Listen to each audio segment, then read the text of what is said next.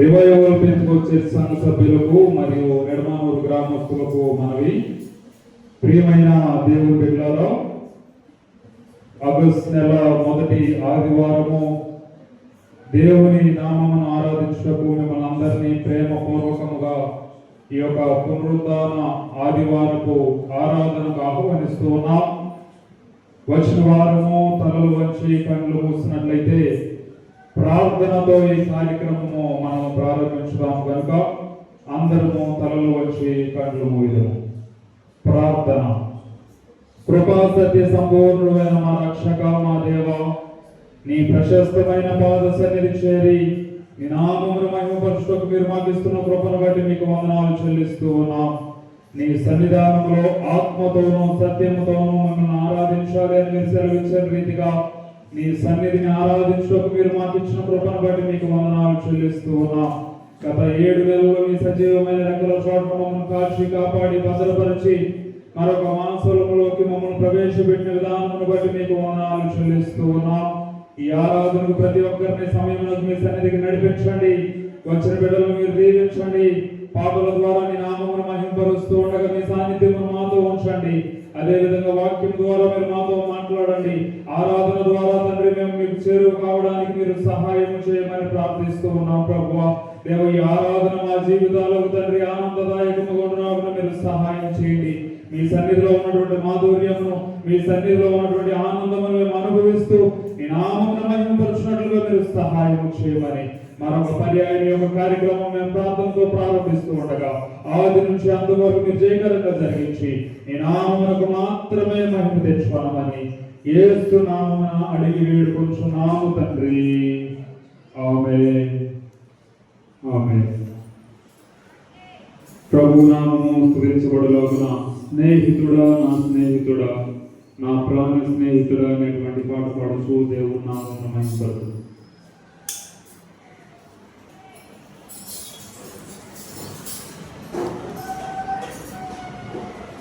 స్నేహితుడా, నా స్నేహితుడా, నా ప్రాణ స్నేహితుడా,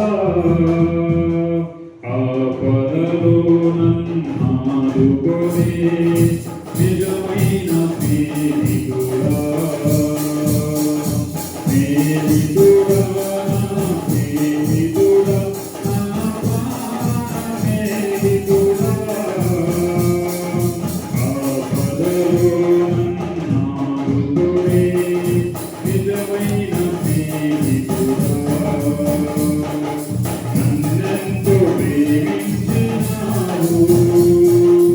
నాకు సమర్పించినావు, నన్నెంతో ప్రేమించినావు, నాకు సమర్పించినావు. మరువగా నీ స్నేహము మరచినది మనగలనా, మరువగా నీ స్నేహము మరచినది మనగలనా. స్నేహితుడా, నా ప్రాణ స్నేహితుడా, ఆపదలో నన్నాదుకొని నిజమైన స్నేహితుడా,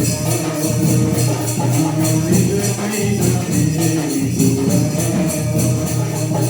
నా ప్రియుడా, నీ కృపనే నివేదన నిరతం నీ తోడై, నా ప్రియుడా, నీ కృపనే నివేదన నిరతం నీ తోడై, ఈ శరణు నాకు సమాజోని చేతును, ఈ శరణు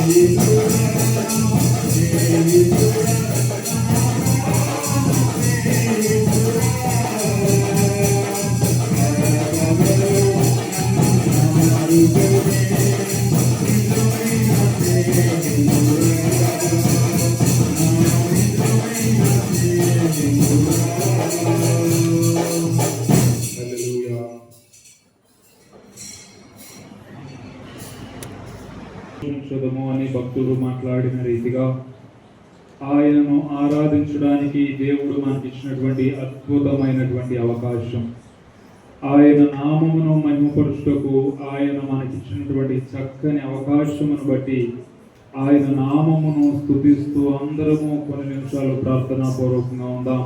కొన్ని నిమిషాలు ఆయన సన్నిధిలో అమ్మ పెద్దోళ్ళు మోకలేదు, మీకు ఏమైంది? చాలా నేను నీకు మోకలేనా?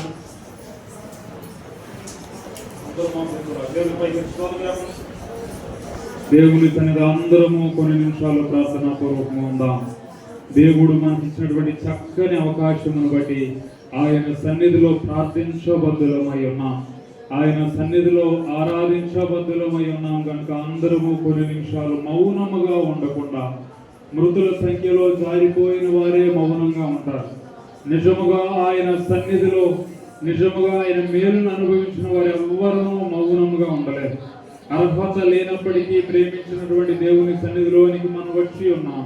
ఆయన సన్నిధిలో మనము ఆరాధన చేయించు ఉండగా, ఆయన సన్నిధిలో మనము ఆయన చేసినటువంటి మేలులను తలపోసుకొనుచు ఉన్నప్పుడు మనము ఆగాలన్న కన్నీరు ఆగినటువంటి పరిస్థితులు, ఎన్నో అంధకార పరిస్థితుల నుంచి, ఎన్నో ఇబ్బందుల కొలుగులో నుండి ఆయన మనల్ని బయటికి విడిపించినటువంటి విధానమును బట్టి, మనల్ని రక్షించిన విధానమును బట్టి మనకు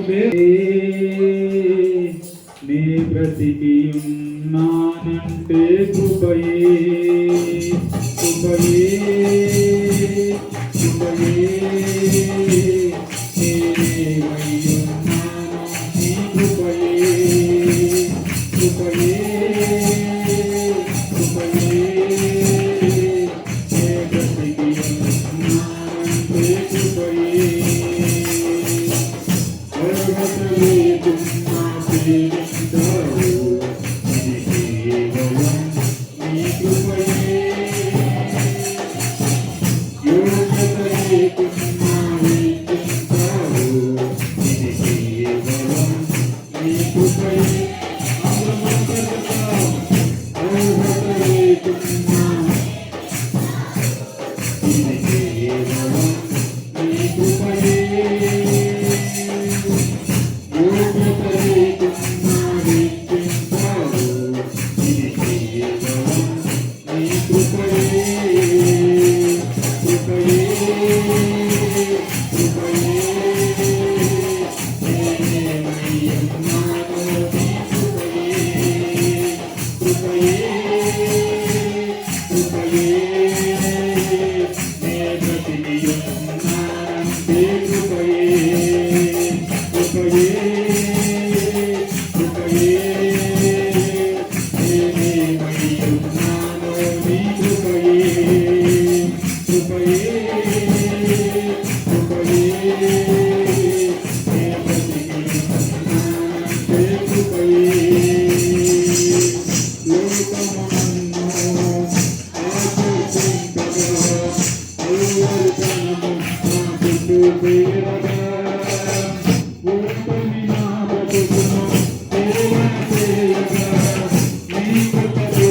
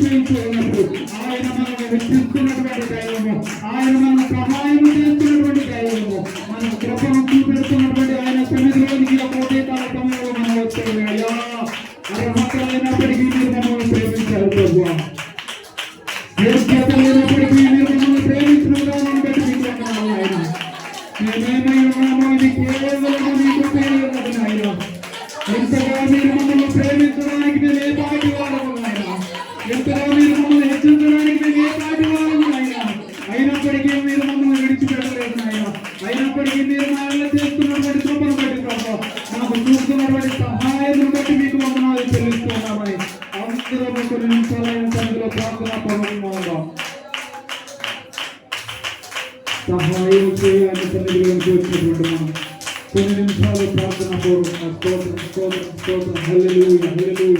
ఎంతగా హెచ్చరించడానికి మేము ఏ పాటి వారం అందరం కొన్ని నిమిషాలు చప్పట్లతో ఆయన చప్పట్లు పెట్టుకోవడానికి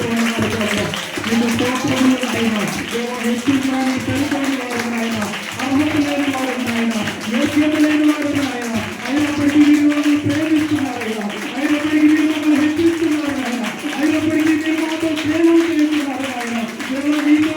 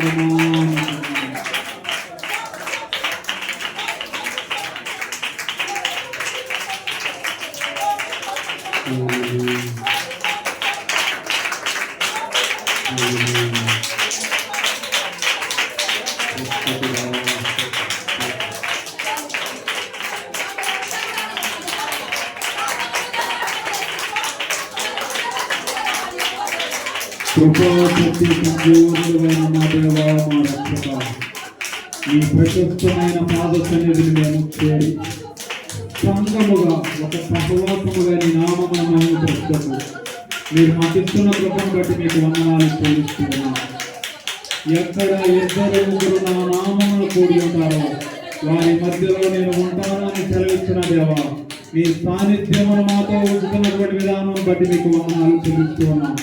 చిన్నమంగా భయపడకూడదు అని మీరు మాకు అభయించినటువంటి రీతిగా చూడడానికి మేము చిన్నగానే ఉన్నాము ప్రభువ. చిన్నమందే అయినప్పటికీ మా ధైర్యము మీరే ఉన్నారు ప్రభువ. మాకు అర్హత లేనప్పటికీ మీతో పాటు తండ్రి మాట్లాడడానికి ఈ నామమును ఆరాధించడానికి మాకు యోగ్యతనిచ్చిన విధానం బట్టి మీకు వందనాలు. మీ సన్నిధిలో ప్రార్థించినటువంటి ప్రతి ప్రార్థనకు మీరు జవాబు గ్రహించండి. ఆమేన్ ముద్రవే ద్వారా మీకు వందనాలు. మీ సన్నిధిలో ప్రార్థనా పూర్వకముగా నీకు చేరువవుతూ ఉండగా మీ సహాయమును కృపను మాకు తోడుగా ఉంచి భద్రపరచండి. ఈ వాక్యముతో మాతో మాట్లాడి మాకు తండ్రి నెమ్మదిని కలుగు చేయండి. మీ హృదయములను కలవరపడనీయకుడి అని మాట్లాడండి. కలవరములు వేదనలు దుఃఖముల నుండి మమ్మల్ని నడిపించి తండ్రి అరణ్యంలో ఉంచి మమ్మల్ని విడిపించుతారు. మధురంలోనికి మమ్మల్ని నడిపిస్తున్న నామమును స్తుతిస్తూ మరొక పర్యాయం వచ్చిన వారందరినీ నీ పాద సన్నిధికి సమర్పిస్తూ యేసు నామమున అడిగి వేడుకొంటున్నాము తండ్రి. ఆమేన్. ఆమేన్. దయచేసి అందరం కూర్చుందాం. అందరం కూర్చొని కొంచెం ముందుకు సర్దుకుని అందరూ కూర్చోండి. కింద వచ్చాం పైకి వచ్చాము. కుర్చీలతో లైన్లో ఖాళీ ఉంది, వచ్చి కూర్చోండి. అందరూ ముందుకు కూర్చోవడానికే ప్రయత్నించండి, వెనక్కి వెళ్ళిపోవద్దు. మనం అందరం చక్కగా సర్దుకొని ఇక్కడ కింద కుర్చీలతో పక్కన.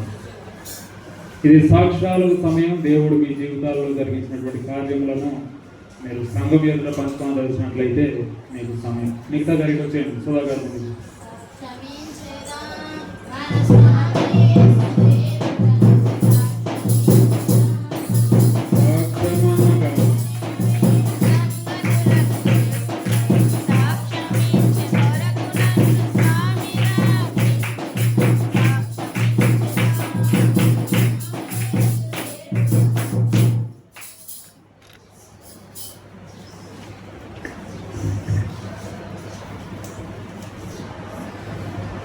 దేవుని నామానికి వందనాలు, సేవకులకు నా వందనాలు, చేరి వచ్చిన అందరికీ నా వందనాలు చెల్లించుకుంటున్నాను. గడిచిన గంట దేవుడు తన బలిష్టమైన రెక్కల కింద కంచి వేసి కాచి కాపాడాడు. నా కుటుంబాన్ని, నా బిడ్డల్ని ఎటువంటి పరిస్థితులు దరిచేరకుండా కాపాడాడు. అందుని బట్టి దేవునికి కృతజ్ఞతాస్తులు చెల్లించుకుంటున్నాను. దేవుడి రీతిగా కాపాడుతున్నందుకు ఆయన చేసినటువంటి ఉచితమైన మీరు నన్ను బట్టి ఆయనకి నేను ఏమి ఇచ్చిన తీర్చుకోలేని దాన్ని నేను ఏదైనా ప్రార్థన నా కుటుంబం గురించి జ్ఞాపకం చేసుకోనండి. సంఘం ఇంకా అభివృద్ధి చెందాలి, ఇంకా ఆత్మలు పరవశించాలి, ఇంకా ముందుకు కొనసాగాలి.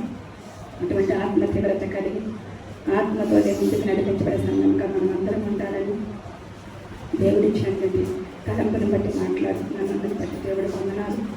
నా కుటుంబం గురించి ప్రార్థన చేయండి, నేను మీ గురించి ప్రార్థన చేస్తాను.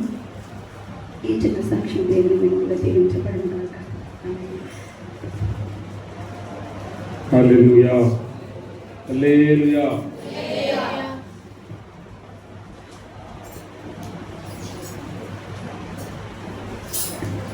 నేను నా మనసు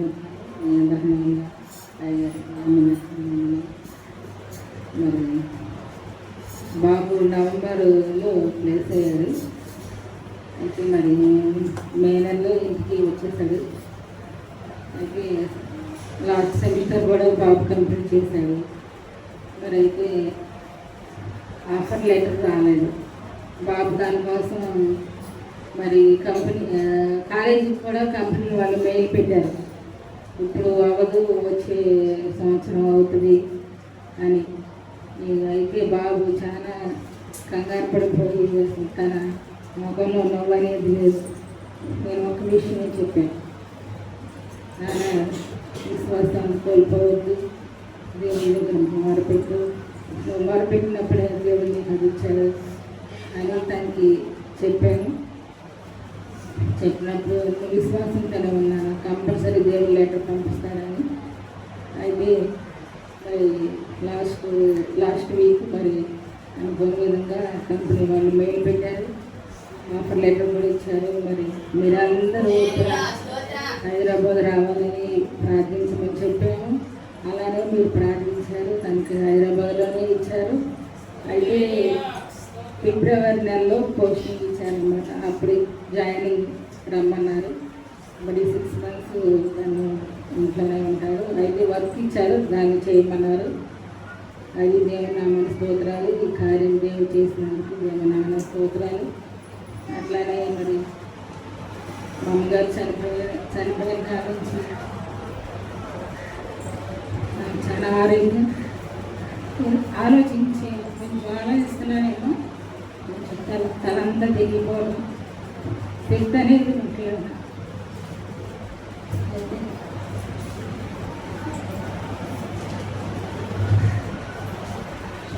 స్తంభాన్ని కోల్పోయాను.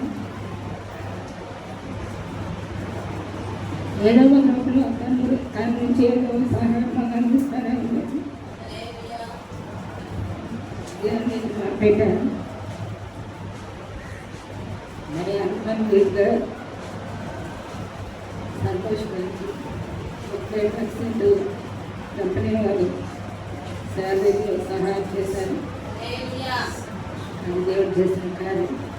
ప్రభు, ఇంత అమౌంట్ అయితే మాకు ఇంట్లో సమృద్ధిగా ఉంది. నెల నెల ఏళ్ళకి అప్పు ఉండదని ఎప్పటి నుంచో ప్రార్థన చేస్తున్నాను.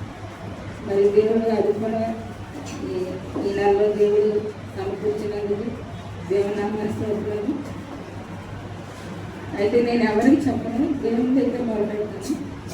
నా ప్రార్థన నా కన్నీరుతోనే ఉంటుంది. అయితే దేవుని దగ్గర నేను కన్నీరుతో ప్రార్థించినప్పుడు దేవుడు నాకు ఆ కార్యం చేస్తాడు. అదే నా నమ్మకం, అదే నా విశ్వాసం. మరి నా విశ్వాసాన్ని నేను కోల్పోకుండా ఇంట్లో ప్రార్థనలకి ఎంతో ఆసక్తి రావాలని వాళ్ళందరూ వచ్చి నా ఇంట్లో మొరపెట్టుకున్నారు. నేను కూడా వెళ్ళి మొరపెట్టాను. కానీ పాపకి లేసి ఉదయాన్నే వంట చేయడానికి నాకు చాలా నీరసం అయిపోతున్నాను. మరి దాని గురించి నాకు బలం కావాలి, శక్తి కావాలి. దాని గురించి కూడా జ్ఞాపకం చేసుకోండి. మరి మా పాప గురించి కూడా ప్రార్థన చేయండి. తను డ్యూటీలో బాగా విసిగిస్తున్నారు. ప్రభా, ఏదో చిన్నపాటి ఉద్యోగం అన్నాను ఇచ్చావయ్యా.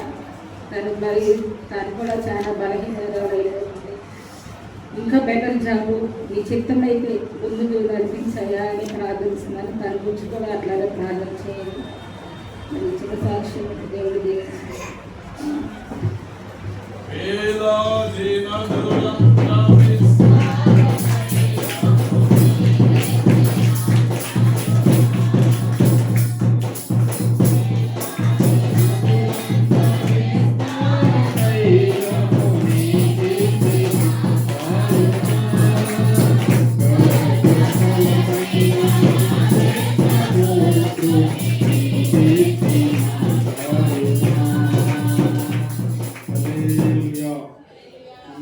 హల్లెలూయా, హల్లెలూయా. మంచిది. ఒక ఉదయకాల సమయంలో ఆయన నామమును ఆరాధించడానికి మనం అందరం వచ్చాం. గత కాలమంతయు ఆయన మనల్ని కాపాడి 8వ నెల 2వ తారీఖు ఆయన నామాన్ని మహిమపరచుటకు అనేక మంది మరణించి ఉన్నా, అనారోగ్యంలో ఉన్నా, హాస్పిటల్ బెడ్స్ మీద ఉన్నప్పటికీ దేవుడు మనలను మాత్రము ఆయనను ఆరాధించడానికి ఇచ్చినటువంటి కృపను బట్టి నేను ఎంతగానో దేవుడి నామాన్ని మహిమపరుస్తూ ఉన్నాను. చాలామంది ఈరోజు ఉదయాన్నే లేచి స్టేటస్లు, మెసేజ్లు ఏది చూసినా ఒకదాని గురించే ఉంది. ఏంటది? హ్యాపీ ఎందుకు లేదు? ఏం డే ఈరోజు? సండే అని కూడా మర్చిపోయి చాలామంది స్టేటస్ చూసిన మ్యాక్సిమం ఉదయం లేచి నా ఫోన్ ఆన్ చేసిన సగం పైనే ఉన్నటువంటి మెసేజ్లు దేని గురించి అంటే హ్యాపీ తప్పొచ్చండి. ఫ్రెండ్షిప్ అంటే స్నేహపూరితమైనటువంటి దానికి కూడా ఒక రోజును ఏర్పాటు చేసుకుని ఆ రోజు విష్ చేసేటువంటి సందర్భాలు. రాత్రి కూడా ఏ విషయాలు మాట్లాడాలని కొంత మెసేజ్ నేను ప్రిపేర్ చేసుకున్నప్పుడు ఉదయకాలం లేచిన తర్వాత మన లైవ్ వీటిని చూసే వాళ్ళు కూడా చాలా మంది ఉన్నారు. 2-3 పెట్టినటువంటి మెసేజ్ ఈ రోజు ఫ్రెండ్షిప్ డే గురించి ఏమైనా చెప్తున్నారు, ఫ్రెండ్షిప్ డే గురించి చెప్పండి అని. నాకు అసలు ఆ ఉద్దేశం లేదు, రెండోది అసలు నాకు గుర్తు కూడా లేదు. రాత్రి హనీ రేపు ఫ్రెండ్షిప్ డే అని ఈ వాక్యం ప్రామిస్ స్టార్టింగ్ పెడుతున్నానని చెప్పిన తర్వాత నాకు తెలిసింది ఈరోజు ఫ్రెండ్షిప్ డే. అప్పటికప్పుడే ఉదయాన ప్రార్థన చేస్తూ ఏం చెప్పాలని ఆలోచిస్తూ ఫ్రెండ్షిప్ గురించి కొన్ని విషయాలు మనం డిస్కస్ చేసుకోవడానికి ప్రయత్నం చేద్దాం. ఇప్పుడు ప్రిపేర్ అయినటువంటి వాక్యం మరొకసారి చెప్పడానికి కానీ లేదంటే ఇప్పుడే కంటిన్యూ చేయడానికి కూడా నేను ప్రయత్నం చేస్తాను. ఈరోజు మనం కొన్ని విషయాలు స్నేహం, ఫ్రెండ్షిప్ అనేటువంటి దాని గురించి మనం మాట్లాడుకోవడానికి ప్రయత్నం చేద్దాం. ఈ దినాలలో చాలాసార్లు ప్రతిదానికి ఒక రోజుని ఏర్పాటు చేసుకొని మానవ సంబంధాలు ఎలా అయిపోయినాయి అంటే ప్రతిదానికి ఒక్కొక్క రోజుని ఏర్పాటు చేసుకుని ఆ రోజు విష్ చేసుకుని తర్వాత వదిలేసేటువంటి సందర్భాలు. ప్రతి దానికి రోజు ఉందా లేదా చెప్పవచ్చు. మదర్స్ డే ఉందా, father's day, women's day, men's day. Men's మీకు తెలియదు, మెన్స్ డే ఉంది నవంబర్ 19 నవంబర్ మెన్స్ డే ఉంది. Nurses day, doctors day, May Day అంటే కార్మికుల రోజు. మ్యాక్సిమం ప్రతి ఒక్కరికి ఒక రోజు ఉందా లేదా? అంటే మనం దాన్ని ఎలా ఏర్పాటు చేసేసుకున్నామంటే ఒక రోజు ఏర్పాటు చేసుకుని ఆ రోజు వాళ్ళు మనకి ఉన్నారు. ఫోన్లో కొన్ని కాంటాక్ట్లు నేను మర్చిపోయి కూడా ఈరోజు హ్యాపీ ఫ్రెండ్షిప్ డే అన్నాను. ఓహో, నాకు ఎంతమంది ఫ్రెండ్స్. మనం కూడా మ్యాక్సిమం చూసినప్పుడు అన్ని రోజులు కనపడవు. ఏదైనా ఆ రోజు వచ్చేపాటికి ఏమవుతుంది, ప్రతిరోజు అమ్మతోనే మనం ఉంటాం. కానీ ఆ ఒక్క మదర్స్ డే వచ్చేపాటికి మనకి ఏమొచ్చేస్తుంది? ప్రేమ అమ్మ ఎంత నీవు మా కోసం కష్టపడుతున్నావు. ఒక్కొక్కరు కొటేషన్ చూస్తే ఇన్స్టాగ్రామ్లోనో, ఫేస్బుక్లోనో, వాట్సాప్లోనో ఉంటాయి. అమ్మ నువ్వు మా కోసం త్యాగం చేసి ఎన్నో ఉంటాయి. కానీ ఆ ఒక్క రోజు వదిలేసి తర్వాత రోజు నుంచి మళ్ళీ చూడండి, అమ్మను కష్టపెట్టేది ఎవరు? మళ్ళీ మదర్స్ డే రాగానే happy mother's day, happy father's day, నాన్న నువ్వు మా కోసం ఎన్నో త్యాగాలు అన్నీ మాట్లాడతాం. కానీ ఈ రోజుల్లో కాలక్రమేణా బంధాలు ఎలా వచ్చినాయి అంటే ప్రతి అకేషన్కి ఏం ఏర్పాటు చేసేసుకున్నాం? ఒక రోజు బర్త్డే, ఒక రోజు డెత్ డే, ఎన్నో సంవత్సరాలు వచ్చింది. ఈ రోజు మా ఆయన లేకుండా మా నాన్న చనిపోయిన గత 364 రోజులు చనిపోయిన రోజే. కానీ మనకి ఎప్పుడు గుర్తొస్తుంది? మరలా ఆ రోజు వచ్చినప్పుడు మాత్రం అయ్యో ఇలా ఉండే ఉంటుందా ఉండదా? ఎందుకు నీరసంగా ఉన్నారు మీకు ఎవరు తెలుసులేదా? మరి కొంచెం ఆనందంగా ఉన్నాం. హల్లెలూయా హల్లెలూయా. ఇలా మనం ఒక్కొక్క దానికి ఒక్కొక్క రోజు ఏర్పాటు చేసుకుని మాట్లాడుకోవడం మంచిదే. అయితే ఈ రోజు మనం ధ్యానం చేసేటువంటి కొన్ని విషయాలు ఏంటంటే స్నేహము అనేటువంటి దానికి బైబిల్ ఇస్తున్నటువంటి ఒక నిర్వచనం గురించి మనం అర్థం చేసుకోవడానికి ప్రయత్నం చేస్తాం. స్నేహం అంటే ఈ రోజుల్లో మనం చూస్తూనే ఉన్నాం, స్వార్థపూరితంగానో, మన ద్వారా ఏదైనా సహాయం అందుతుందంటేనో, లేకపోతే మనకి ఏదైనా ఉందనుకుంటేనో, మన దగ్గర సమస్తము ఉన్నాయి అనుకుంటేనో ఏం ఏర్పడతాయి? స్నేహ బంధాలు ఏర్పడవు. కానీ ఏమీ లేనటువంటి వారికి స్నేహం అనేది చాలా కొదువగా ఉండేటువంటి సందర్భాలు.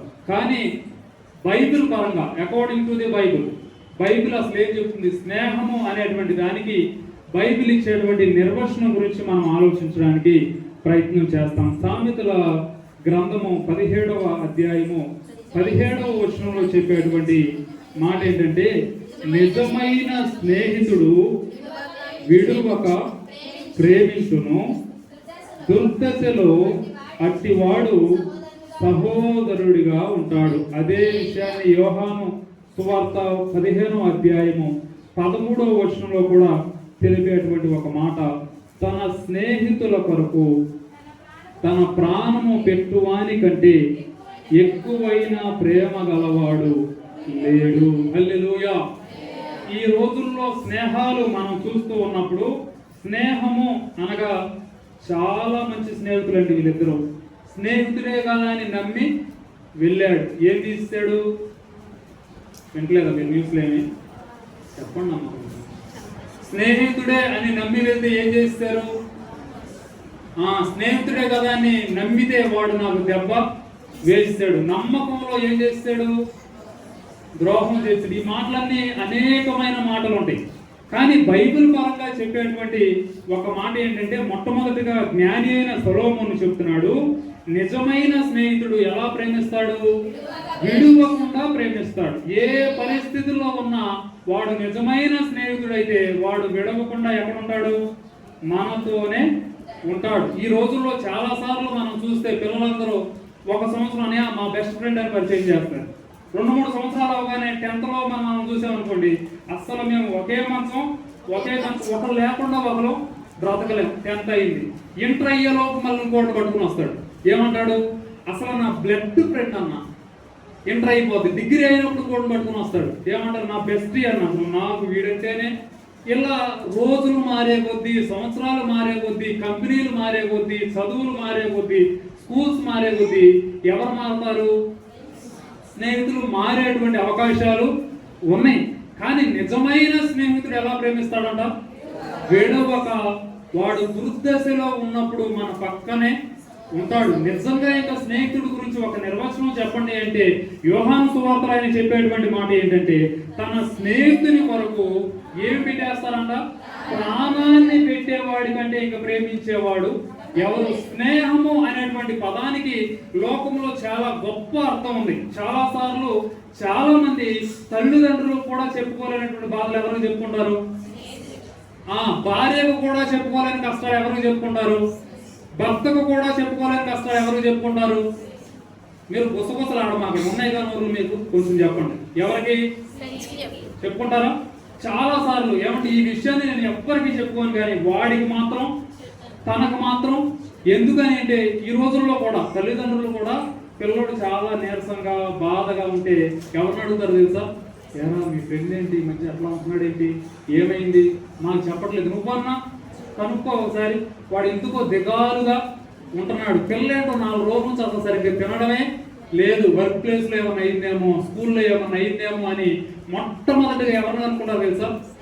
రోజు వెళ్ళేటువంటి స్నేహితుడిని పిలిచయ్యా ఏమైంది పిల్లకి, పిల్లోడికి ఏమైంది అని స్నేహితుడిని కదా అడుగుతాం.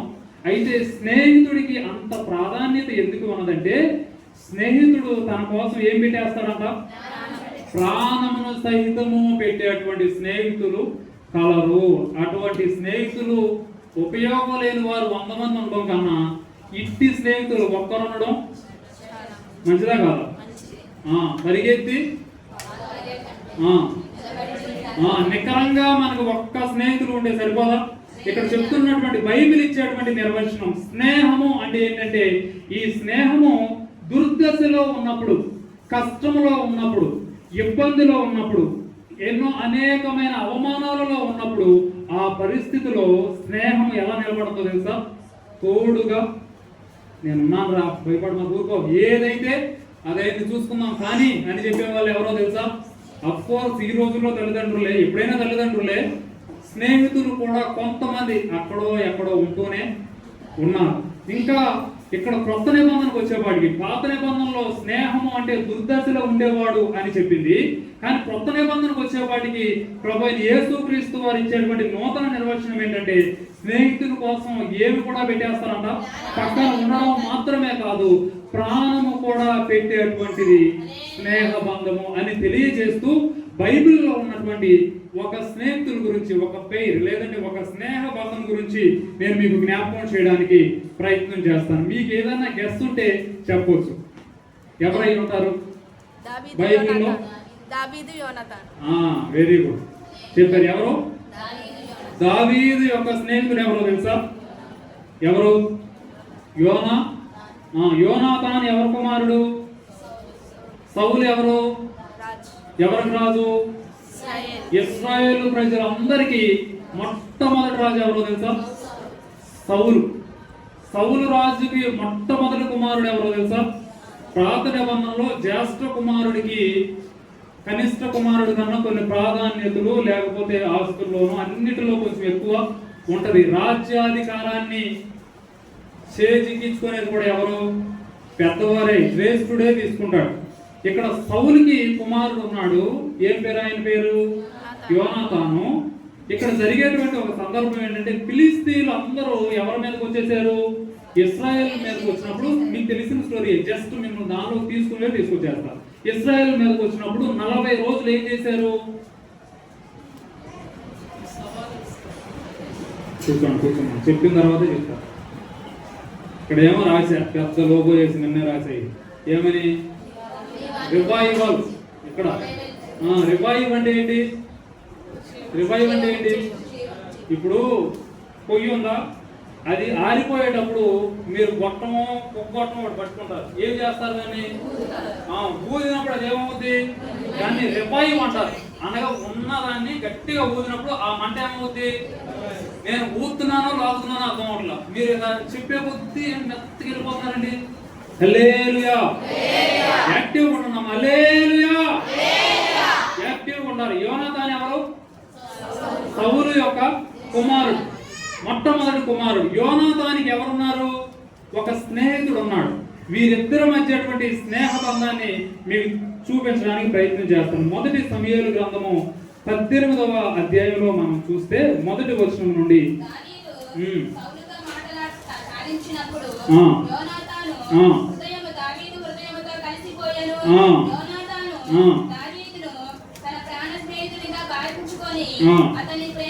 హల్లెలూయా, హల్లెలూయా. ఇక్కడ ప్రేమ చూడండి. మనకి చాలా సార్లు ఎవరి మధ్య ప్రేమ తెలుసు? ఆ ప్రేమలే తెలుసు. కానీ ఇక్కడ ఎవరితో ప్రేమ అంటే యోనాతాను హృదయము దావీదు హృదయముతో ఏమైపోయిందంట? కలిసిపోయింది. అంత మాత్రమే కాదు, అక్కడ యోనాతాను దావీదును తనకు ఏ స్నేహితుడిగా భావించుకున్నాడు? ప్రాణ స్నేహితునిగా భావించుకున్నటువంటి సందర్భం ఇక్కడ జ్ఞాపకం చేస్తూ ఉన్నాను. ఇక్కడ జరుగుతున్నటువంటి సందర్భం ఏంటంటే, ఒక సినారియో 40 రోజులు ఇశ్రాయేలీయుల మీద గొలియాతో ఏం చేశాడు, ఒరే మీరు ఏం చేయలేరురా అని చెప్పి అవమానించినప్పుడు ఎవరు యుద్ధం చేశారు? కొనుక్కోవద్దే ప్లీజ్ చెప్పండి. ఏమన్నా అందామంటే అక్కడ వీడియో అవుతుంది, గబుక్కున ఏమన్నా అనుకుంటారని నా బాధ. కొంచెం గట్టిగా చెప్పండి అమ్మా. అరే అసలు అది పట్టించుకోమాకంటారా ప్రేయర్లో, అది నువ్వు పక్కన పెట్టేది తిరగని మాకు. ఏంటది? ఏం చెబుతున్నాను? 40 రోజులు సవాలు విసిరినప్పుడు యుద్ధం ఎవరు చేశారు? అక్కడ రాజు ఎవరు? దావీదే కరెక్టే. రాజు ఎవరు? సౌలు కుమారుడు ఎవరు? ఇప్పుడు యుద్ధం వచ్చినప్పుడు యుద్ధం ఎవరు చేయాలి? వారు చేయలే, ఏదో పరిస్థితుల వల్ల ఆగారు. వాళ్ళు ఎవరిని ముందు పెట్టారు? దావీదుని పెట్టారు. దావీదు వెళ్ళి ఏం చేశాడు? యుద్ధం చేశాడు. చేసిన తర్వాత అపజయం పొందాడు. ఏం పొందాడు? ఎవరి మీద? ఫిలిష్తీయుల మీద జయం పొందుకున్న తర్వాత ఇప్పుడు యోనాతాను అక్కడ జరుగుతున్నటువంటి విషయం ఏంటంటే, ఎవరి హృదయంతో కలిసిపోయింది? దావీదు హృదయంతో కలిసిపోయింది. ఇక కింద వచనాలు చూస్తే అవన్నీ చూడాల్సిన అవసరం లేదు, కానీ 7వ వచనంలో ఆ స్త్రీలు గాన ప్రతిగానములు చేయుచు వాయించుచు సౌలుకు వేల కొలది, దావీదుకు చాలు. ఇక్కడ జరుగుతున్నటువంటి సన్నివేశం ఇప్పటి వరకు సినారియో అంతా ఎలా ఉంది? చాలా బాగుంది. యుద్ధం చేయమన్నాడు, చేశాడు, గెలిచాడు. గెలిచిన తర్వాత జనాలు ఏమైపోయారు? అయ్యో మనకి సౌలు కన్నా 40 రోజులు మన అందరినీ మాటలు అనిపించాడు, ఈయనకి 1000 చాలు, కానీ ఈయనకి ఎంత వచ్చు? 10,000 వచ్చు అని చెప్పి స్తోత్రాలు చేస్తూ దావీదుని ఎక్కడికి ఎత్తేస్తున్నారు? పైకి ఎత్తేస్తూ ఉన్నప్పుడు ఎత్తే వారికి పెద్ద ఇబ్బంది లేదు, కానీ చూసే వారికి ఇబ్బంది వచ్చేసింది. ఇప్పుడు సౌలుకి ఏదో తెలియనటువంటి బాధ. అప్పటి వరకు చక్కగానే ఉన్నటువంటి ఆయన, అప్పటి వరకు కూతురును కూడా నేను ఇస్తాను అని చెప్పిన ఆయన, అప్పటి వరకు నేను నా రాజ్యంలో సగభాగం కూడా నీకు ఇచ్చేస్తాను అని చెప్పినటువంటి ఆయన, ఎందుకో ఆయన కన్నా ఘనత కొంచెం ఎక్కువ వెళ్ళేపాటికి ఆయన హృదయం ఏమైపోయింది? ఏదో తెలియనటువంటి ఒక బాధ. ఇంకా వీడిని బ్రతకడానికి వీలు, అసలు ఆడే లేకపోతే నువ్వు బ్రతకడానికి వీలు ఉండేది కాదు. అవునా? నిజంగా ఇప్పుడు ప్రేమించాల్సింది ఎవరినే? దావీదునే. కానీ దావీదునే ఇప్పుడు సౌలు ఎలా చూస్తున్నాడు? శత్రువుగా చూస్తున్నటువంటి సందర్భంలో ఇక్కడ జరుగుతున్నటువంటి ఒక సన్నివేశం. ఇప్పుడు ఎవరి హృదయం ఎవరితో కలిసిపోయింది? సౌలేమో శత్రువుతో, అమ్మా వీడేంట్రా నాకన్నా ఎదిగిపోతున్నాడు అని రగిలిపోతుంటే, స్నేహితుడికి మాత్రం ఏమైపోయిందంటే అతని హృదయంతో, ఎవరి హృదయంతో? యోనాతాను హృదయంతో కలిసిపోయి దావీదుని యోనాతాను ఎలా తీసుకున్నాడు తెలుసా? స్నేహితుడు. ఏ స్నేహితుడిది చెప్పాలి, మీరు అందరూ చెప్పాలి. ఏ స్నేహితుడు? ప్రాణ స్నేహితుడిగా తీసుకున్నటువంటి సందర్భం ఇక్కడ కనపడుతూ ఉన్నది. అనగా ఇప్పుడు సుమారుగా రాజ్యాధికారం ఎవరికి వెళ్ళిపోద్ది? ఈ ఊరిలో 1000 మంది ఉన్నారండి. 1000 మందిలో ఇద్దరం చేసామనుకోండి, ఇద్దరు పోటీ చేస్తే 600 ఓట్లు ఒకరికి, 400 ఓట్లు ఒకరికి పడితే ఆటోమేటిక్ అధికారం ఎవరికి వెళ్ళిపోతాయి? ఇప్పుడు 1000 ఒకరికి పడుతుంది, 10,000 ఒకరికి పడుతుంది. సో నెక్స్ట్ ఎవరికి వెళ్ళిపోయే అవకాశం ఉంది? పేరు చెప్పండి, ఎవరికి వెళ్ళే అవకాశం ఉంది? దావీదు రాజు అయ్యే అవకాశం ఉంది. కానీ సౌలు యొక్క మనసు ఏంటి? నా కుమారుడు. ఎవరా కుమారుడు? యోనాతాను. ఒకవేళ యోనాతానికి ఏమైనా డిఫెక్ట్ ఉందా? యుద్ధం చేయలేడా? లేకపోతే ఆయనలో బలం లేదా? ఏమి లేదు అని మనం ఆలోచిస్తే యోనాతాను చాలా బలవంతుడు అనేటువంటి విషయం మనకి ఎక్కడ కనబడుతుంది అంటే, అదే సమూయేలు గ్రంథం 13వ అధ్యాయము 2వ వచనంలో చూస్తే అక్కడ మనకు కనిపించేటువంటి ఒక విషయం. ఇశ్రాయేలీయుల్లో 3,000 మందిని ఏర్పరచుకొని వీరిలో 2,000 మంది బేతేలు కొండలో సౌలు వద్ద ఉంటే 1000 మంది బెన్యామీయులు గిబియాలో యోనాతాను దగ్గర ఉన్నారు. మిగిలిన వారు ఆ డేరాలకు పంపించి గెబాలో ఉన్న ఫిలిష్తీయుల దండును హతము చేయగా, అనగా ఎవరిని హతం చేశాడు? ఫిలిష్తీయుల్ని. ఎవరు హతం చేశారు? అనగా యోనాతానికి యుద్ధ నైపుణ్యం ఉందా లేదా? యుద్ధాలు ఈజీగా చేయగలరా చేయలేడా? యోనాతానికి దావీదుకి ఉన్నటువంటి వయసు వ్యత్యాసం ఎంత తెలుసా? ఎంత? సుమారు ఎంత ఉండొచ్చు? ఈ రోజుల్లో మనకు స్నేహాలు అంటే మన క్లాస్మేట్ అవ్వచ్చు, జూనియర్ అయినా సరే ఏమని పిలవాలి? అన్నయ్య అని పిలవాలి. మనకన్నా పైనే కానీ కింద వారు మనకు స్నేహితులు అవ్వడానికి అవకాశం, వాడు మా జూనియర్, నా సూపర్ జూనియర్, ఇంకా నా కిందే కానీ పైన అవ్వడానికి అవకాశం లేదు. కానీ యోనాతానికి దావీదికి ఉన్నటువంటి వయసు వ్యత్యాసం సుమారుగా 20 నుండి 30 సంవత్సరాలు. ఎన్ని సంవత్సరాలు అనగా మా నాన్నకే నాకున్న వయసు తేడా 20 నుండి 30 సంవత్సరాలు వయసు తేడా ఉంది. అయినా వీరు ఏమైపోయారంట? స్నేహితులు అయిపోయారు. అంత మాత్రమే కాదు, దావీదుతో పోల్చుకుంటే అనుభవం ఎక్కువ ఎవరికి ఉంది? యోనాతానికే ఉంది.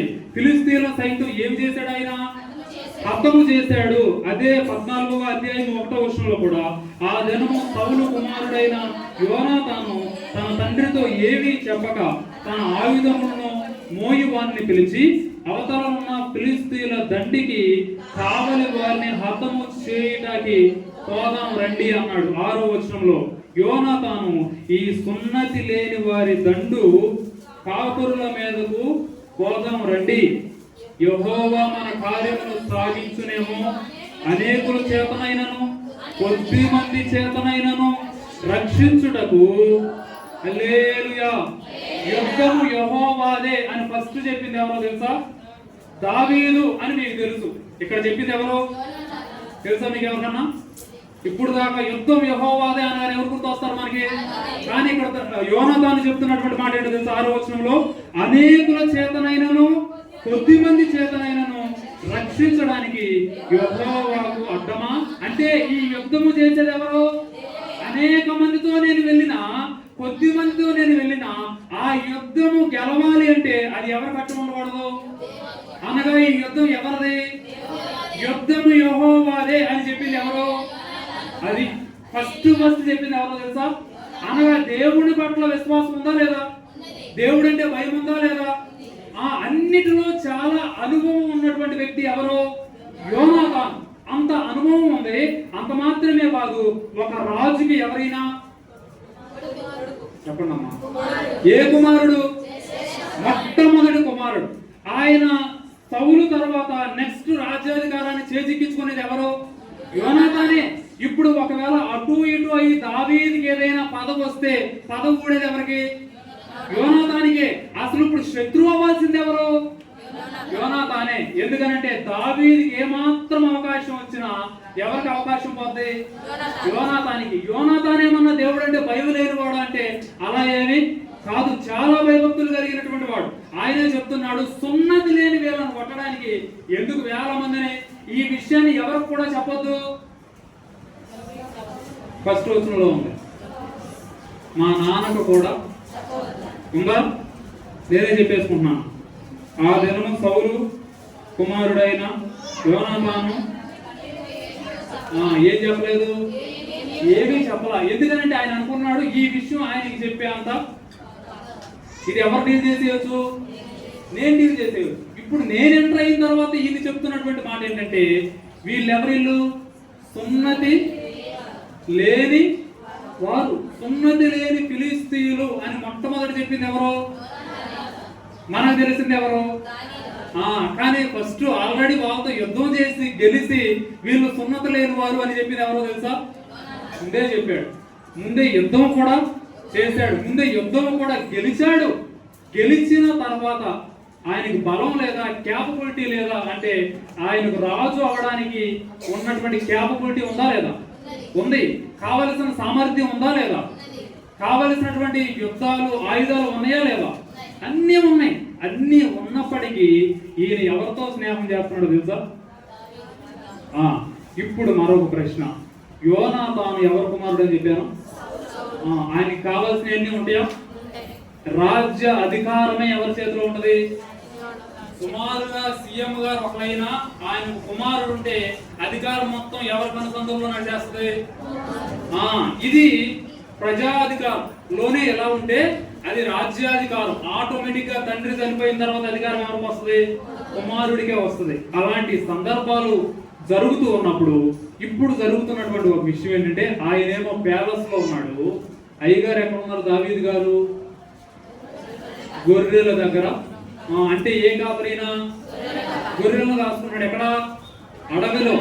ఈయన ఎక్కడ ఉన్నాడు? ఎంతో అంతఃపురంలో ఉండేటువంటి ఆయన ఎవరు? యోనాతాను.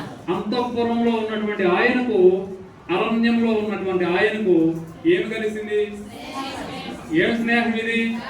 ప్రాణ స్నేహం. అంత స్నేహం ఈ రోజుల్లో సుమారుగా ఇంకా ప్రేమగా మాట్లాడాలంటే మనం స్నేహము చెయ్యాలి అంటే ఫస్ట్ ఏం చూస్తాం? ఆ స్టేటస్ ఉందా లేదా, మనకులాగా మెయింటైన్ చేయగలడా, డబ్బులు ఏదైనా ఈ పార్టీకి నేను పెడితే తర్వాత పార్టీకి వాడు పెట్టగలడా లేడా.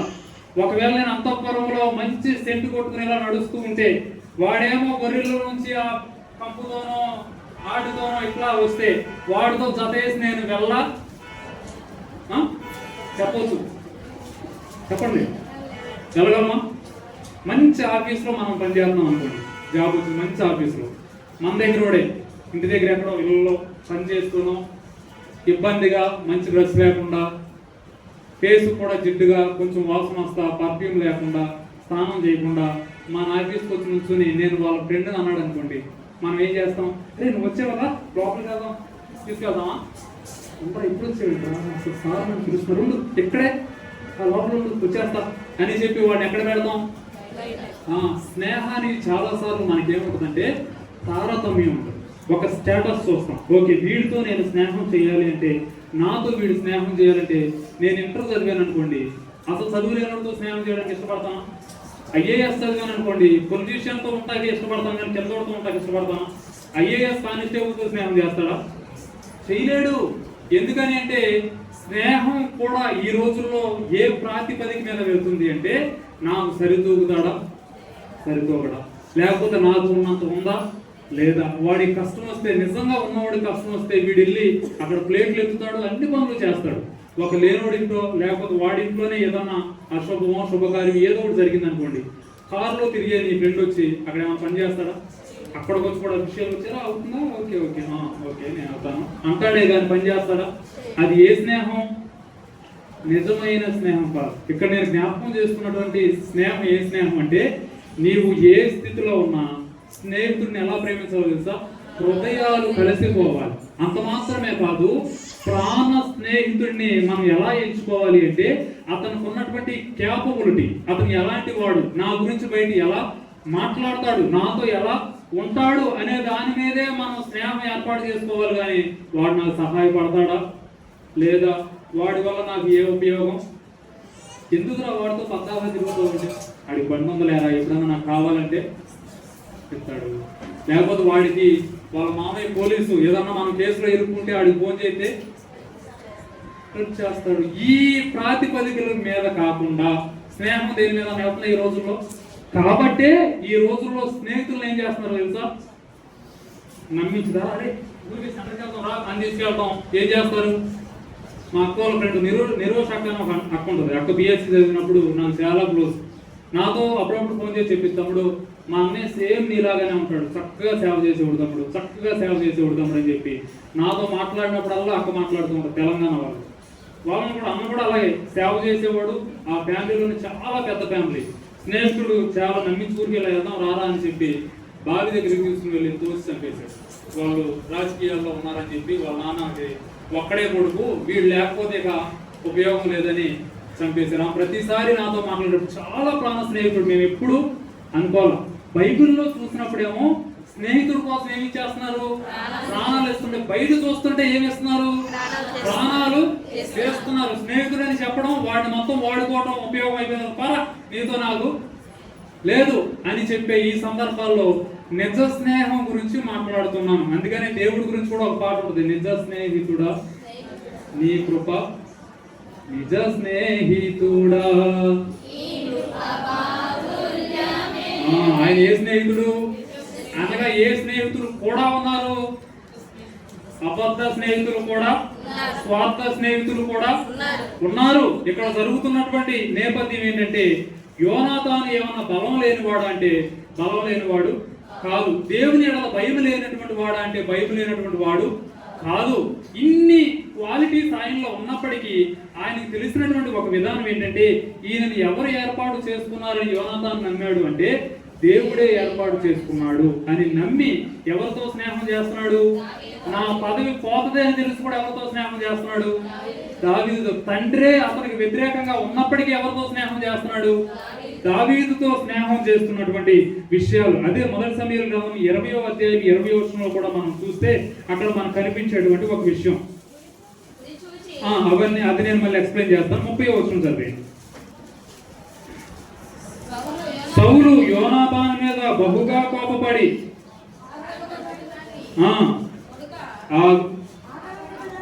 కొడుకా నీకు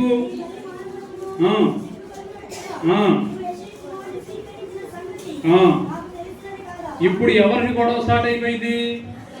తండ్రి కొడుకులు. ఎందుకంటే రే అని చెప్పి బూతులతో తిడుతున్నాడు. బూతులు తిట్టాడు. రే నువ్వు మీ అమ్మ అని చెప్పి ఆమెను తిట్టేసి అంతా తిట్టేసి అంటున్నాడు. నువ్వు ఎవరితో స్నేహం చేస్తున్నావు? యెష్యా కుమారుడితో నువ్వు స్నేహం చేస్తున్నావు అని నాకు. తర్వాత నీకైనను నీ రాజ్యముకైనను స్థిరత కలుగదు కదా. కాబట్టి నీకు వర్తమానము పంపి అతను నా దగ్గరికి రప్పించు. నిజంగా అతడు మరణమునకు అర్హుడని చెప్పాను. హల్లెలూయా. ఇప్పుడు తండ్రి కుమారుడితో చెప్తున్నాడు, అరే యోనాతాను ఇట్రా అని చెప్పి కోపంలో బూతులన్నీ తిట్టి ఇప్పుడు చెప్తున్నాడు, అరే ఒకవేళ నువ్వు వాడిని వదిలేసావనుకో యెష్షయి కుమారుడిని, వాడు ఏం చేస్తాడో తెలుసా? నీ అధికారాన్ని ఏం చేసుకుని వెళ్ళిపోతాడు? తీసుకుని వెళ్ళిపోతాడు. యెష్షయి కుమారుడు భూమి మీద బ్రతుకున్నంత కాలము, ఒకవేళ ఈ భూమి మీద యెష్షయి కుమారుడు అంటే ఎవరు? దావీదు బ్రతికుండగా నీకేమవ్వదు? నీకైనను నీ రాజ్యముకైనను స్థిరత ఉండదు. అనగా నీ రాజ్యానికి స్థిరత్వం అనేది ఉండదు. నీ భవిష్యత్తు గ్యారంటీ అనేది ఉండదు. నీవు రాజ్యానికి రాజుగా ఉండలేవు అనేటువంటి మాటను చెబుతూ ఇప్పుడు స్నేహములో నువ్వేమో చేయాలో తెలుసా? నమ్మించి దెబ్బగొట్టు. ఏంటా నమ్మించడం అంటే? వాడిని ఎక్కడికి పిలువు ఉందా? అక్కడ ఏమనుంది? వాడిని ఎలా పిలవాలి? నువ్వు వర్తమానము పంపి అతను నా దగ్గరికి, నీ స్నేహితుడు కదా, నువ్వేం చేయాల్సిన అవసరం లేదు, నువ్వు చంపాల్సినటువంటి అవసరం లేదు, నువ్వు వాడిని ఏ ఇబ్బంది పెట్టాల్సినటువంటి అవసరం లేదు. కానీ నువ్వు ఒక్క పని చెయ్యి. ఏంటది? నా దగ్గరికి రప్పించు, నేను చూసుకుంటా. నువ్వు వాడిని ఎక్కడికి తీసుకురా? నా దాకా తెచ్చి వదిలేరా చాలు, మిగతా పని నేను. ఏమంటున్నాడు? నేను చూసుకుంటా అని ఎవరు చెప్తున్నారు? సౌలు ఎవరికి చెప్తున్నాడు? యోనాతానుకి చెప్తున్నాడు. కానీ ఈ స్నేహంలో మోసం చేయడం అనే దానిని ఆయన చెప్తూ ఉన్నప్పుడు ఆయన చెప్తున్నటువంటి మాట ఏంటో తెలుసా? అంతటా యోనాతాను అతడు ఎందుకు మరణ శిక్ష పొందవలెను? అతడు ఏమి చేశానని సౌలును అడుగగా సౌలు అతనిని పొడవవలెనని ఈట విసిరెను. అందువలన తన తండ్రి దావీదును చంపే ఉద్దేశము కలిగి ఉన్నాడని. హల్లెలూయా. గమనించండి జాగ్రత్తగా. ఇక్కడ జరుగుతున్నటువంటి విషయాలు ఏంటంటే, తండ్రి ఎవరిని చంపాలని చూస్తున్నాడు? స్నేహితుడిని. ఎవరు మంచిగా చంపాలని? ఈయన మంచిగా. అయినప్పటికీ స్నేహంలో మోసం చేయడం యోనాతానికి ఇష్టం లేదు. ఒకవేళ వాడు చనిపోయి నాకు రాజ్యం వచ్చినా సరే నాకు ఇష్టం లేదు అని చెప్పి ఆయనని అడుగుతున్నాడు. సౌలు, ఎందుకు నాన్న నువ్వు ఎవరిని చంపాలనుకుంటున్నావు? దావీదుని ఎందుకు చంపాలనుకుంటున్నావు అంటూ మాత్రమే కాదు, దావీదు ఏం చేశాడు అని అడిగాడు. వెంటనే సౌలుకి ఏమైంది? కోపం వచ్చి ఈట పట్టుకుని ఏం చేశాడు తెలుసా? ఏం చేయాలని? పొడవాలని. ఎవరిని పొడవాలని? అక్కడ కరెక్ట్గా చదవండి, అందుకే జాగ్రత్తగా మళ్ళీ చదవండి. అతడు ఏమి చేసినని సౌలును అడగగా సౌలు అతనిని పొడవవలెనని ఈట విసిరెను. అందువలన తన తండ్రి ఎవరిని పొడవాలని ఈట విసిరాడు? ఎవరిని పొడవాలని? ఇక్కడ క్వశ్చన్ చేసింది ఎవరు? యోనాతాను. ఎందుకు నా చంపుతావని, ఎదురు చెప్తావేంట్రా నువ్వు అని చెప్పి ఈట తీసుకుని ఎక్కడికి విసిరాడు? కొడుకునే పొడవాలనుకున్నాడంటే ఇప్పుడు నా స్నేహితుడిని ఏం చేసేస్తాడు ఈయన? చూడండి, నిజమైన స్నేహితుడు ఉన్నటువంటి లక్షణం చూడండి. నా తండ్రి ఎవరిని చంపేస్తాడు? దావీదుని చంపేస్తాడేమో అనేటువంటి భయంతో నన్ను పొడిచాడు అన్నది కూడా మర్చిపోయి దేని గురించి ఆలోచిస్తున్నాడు? నా మీదే వీటి ఇసిరాడంటే దావీదుని ఏం చేసే అవకాశం ఉంది? చంపేసే అవకాశం ఉందని వెంటనే మరొకరిని పిలిచి ఇలా దావీదుకి వర్తమానం పంపు, ఆయనను ఎవరు చంపేస్తున్నారు? మా నానే చంపుతున్నాడు అని చెప్పి ఈవెన్ ఇంకా చివరిదాకా వెళ్ళినప్పుడు మనకు కనిపించేటువంటి ఇంకో విషయం ఏంటంటే, యోనాతాను యుద్ధం చేయడానికి వెళ్ళి దావీదుని ఏమీ చేయడం ఇష్టం లేక వెళ్ళడం మాత్రం ఎవరి దగ్గరికి వెళ్ళాలి? సౌలు దగ్గరికి వెళ్ళాలి. ఎందుకంటే రాజ్యానికి యువనాయకుడు, యువరాజు కాబట్టి యువకిరణమే వెళ్ళాలి కదా.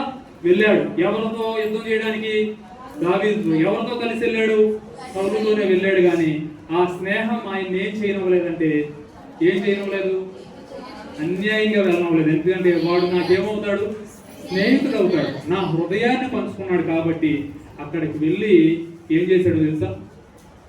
యోనాతాను ఏమైపోయాడు? బ్రతికి తిరిగి వచ్చాడు. దీనికి వ్యతిరేక పదం చెప్పండి చాలు. అదే రైట్ ఆన్సర్. ఏంటది? స్నేహం కోసం యోనాతాను రాజ్యాన్ని వదిలేయడానికి సైతం వదిలేస్తున్నాడు. ఎక్కడో అంతఃపురంలో ఉన్న వాడికి, గొర్రెలు మేపుకునే వాడికి స్నేహం. తన అన్నలే సొంత 7 అన్నలు ఏం చేశారు ఆయన్ని? పోరా నువ్వు దానికే పనికి వస్తామని తోలేసినప్పుడు ఆ గొర్రెల్లో ఆ వాసన అంతా వస్తున్నప్పుడు దానిని సైతము ప్రేమించి యోనాతాను ఏం చేశాడు తెలుసా? నువ్వు అంతఃపురంలో నా ఫ్రెండ్గా ఉంటాం కాదు, అసలు ఈ అంతఃపురానికి రాజువే అనేటువంటి ఆ స్నేహభావం ఎవరు కలిగి ఉన్నారు? కలిగి ఉండటం కాదు. ఫస్ట్ మనం చదివినటువంటి విషయాలు మొదటి సమూయేలు గ్రంథం 18వ అధ్యాయంలోనే మనకు కనిపించేటువంటి విషయం. 2వ వచనం.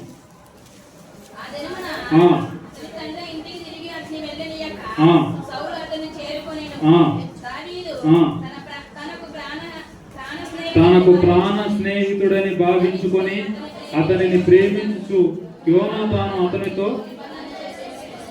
దావీదు కూడా తనకి ఎవరంట? ప్రాణ స్నేహితుడు. 4వ వచనంలో మరియు యోనాతాను తన దుప్పటిని, తన కత్తిని, తన విల్లును, నడికట్టును తీసి, హల్లెలూయా, ఇక్కడ గమనించండి. అనగా ఆ అభిషేకాన్ని ఎవరు గుర్తించారు అంటే యోనాతాను గుర్తించాడు. దుప్పటి అనేటువంటి పదానికి పాత నిబంధనలో ఉన్నటువంటి మరొక నిర్వచనం ఏంటి అంటే అభిషేకము. ఎందుకంటే ఏలియా నడుస్తూ వెళ్ళినప్పుడు ఎలీషా మీదకి ఏమొచ్చింది? ఏం పడినప్పుడు?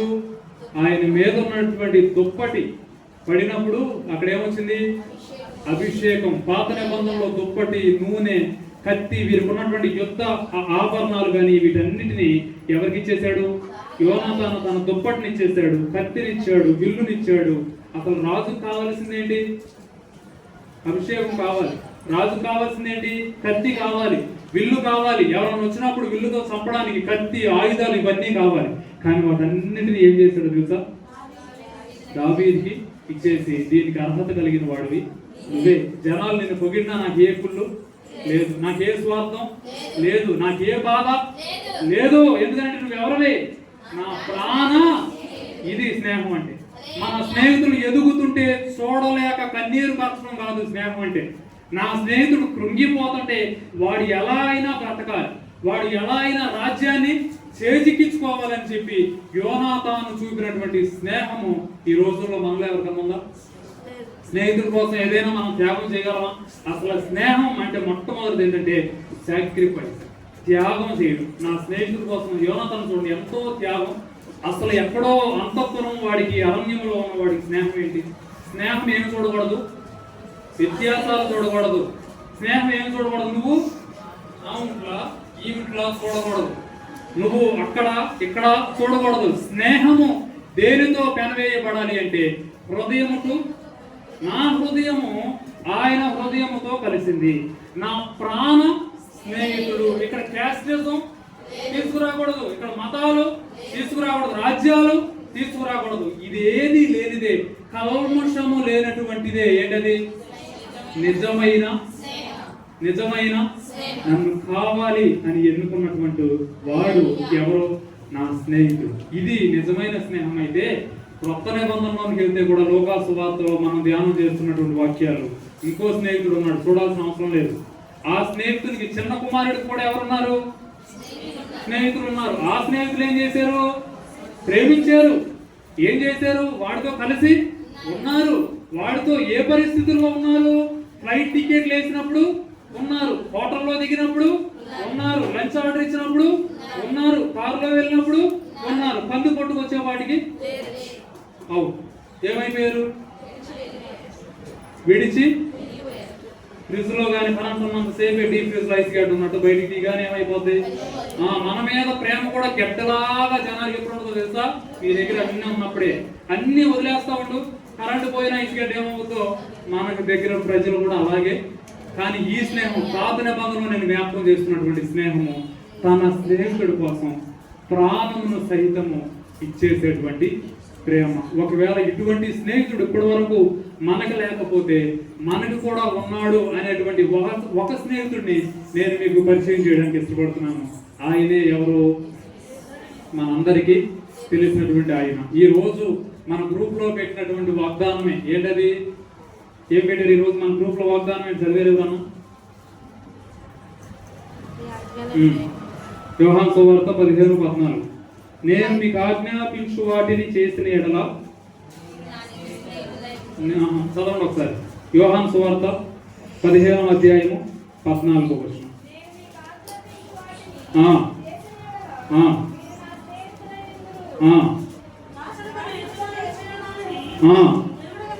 అది చదవలే. అది ఇప్పుడు దేవుడు మనతో ఏ బంధాన్ని కలిగి ఉన్నాడు? ఒకవేళ నేను అధికారి, మీరు కింద అనుకోండి, ఏమయ్యే అవకాశం ఉంది? నువ్వు నన్ను క్వశ్చన్ చేయడానికి. ఇప్పుడు బాస్ వెళ్ళి ఎవరన్నా ఎంప్లాయ్ క్వశ్చన్ చేస్తాడా? ప్రతి బంధంలో నేను కొన్ని ఆలోచిస్తున్నప్పుడు ప్రతి బంధంలో హయ్యర్ అథారిటీ అనేది ఉంటుంది, కానీ స్నేహంలో ఉండదు. అందుకనేమో స్నేహానికి ఎంత ప్రాధాన్యత. భార్య భర్తల్లో ఎవరు ఎక్కువ?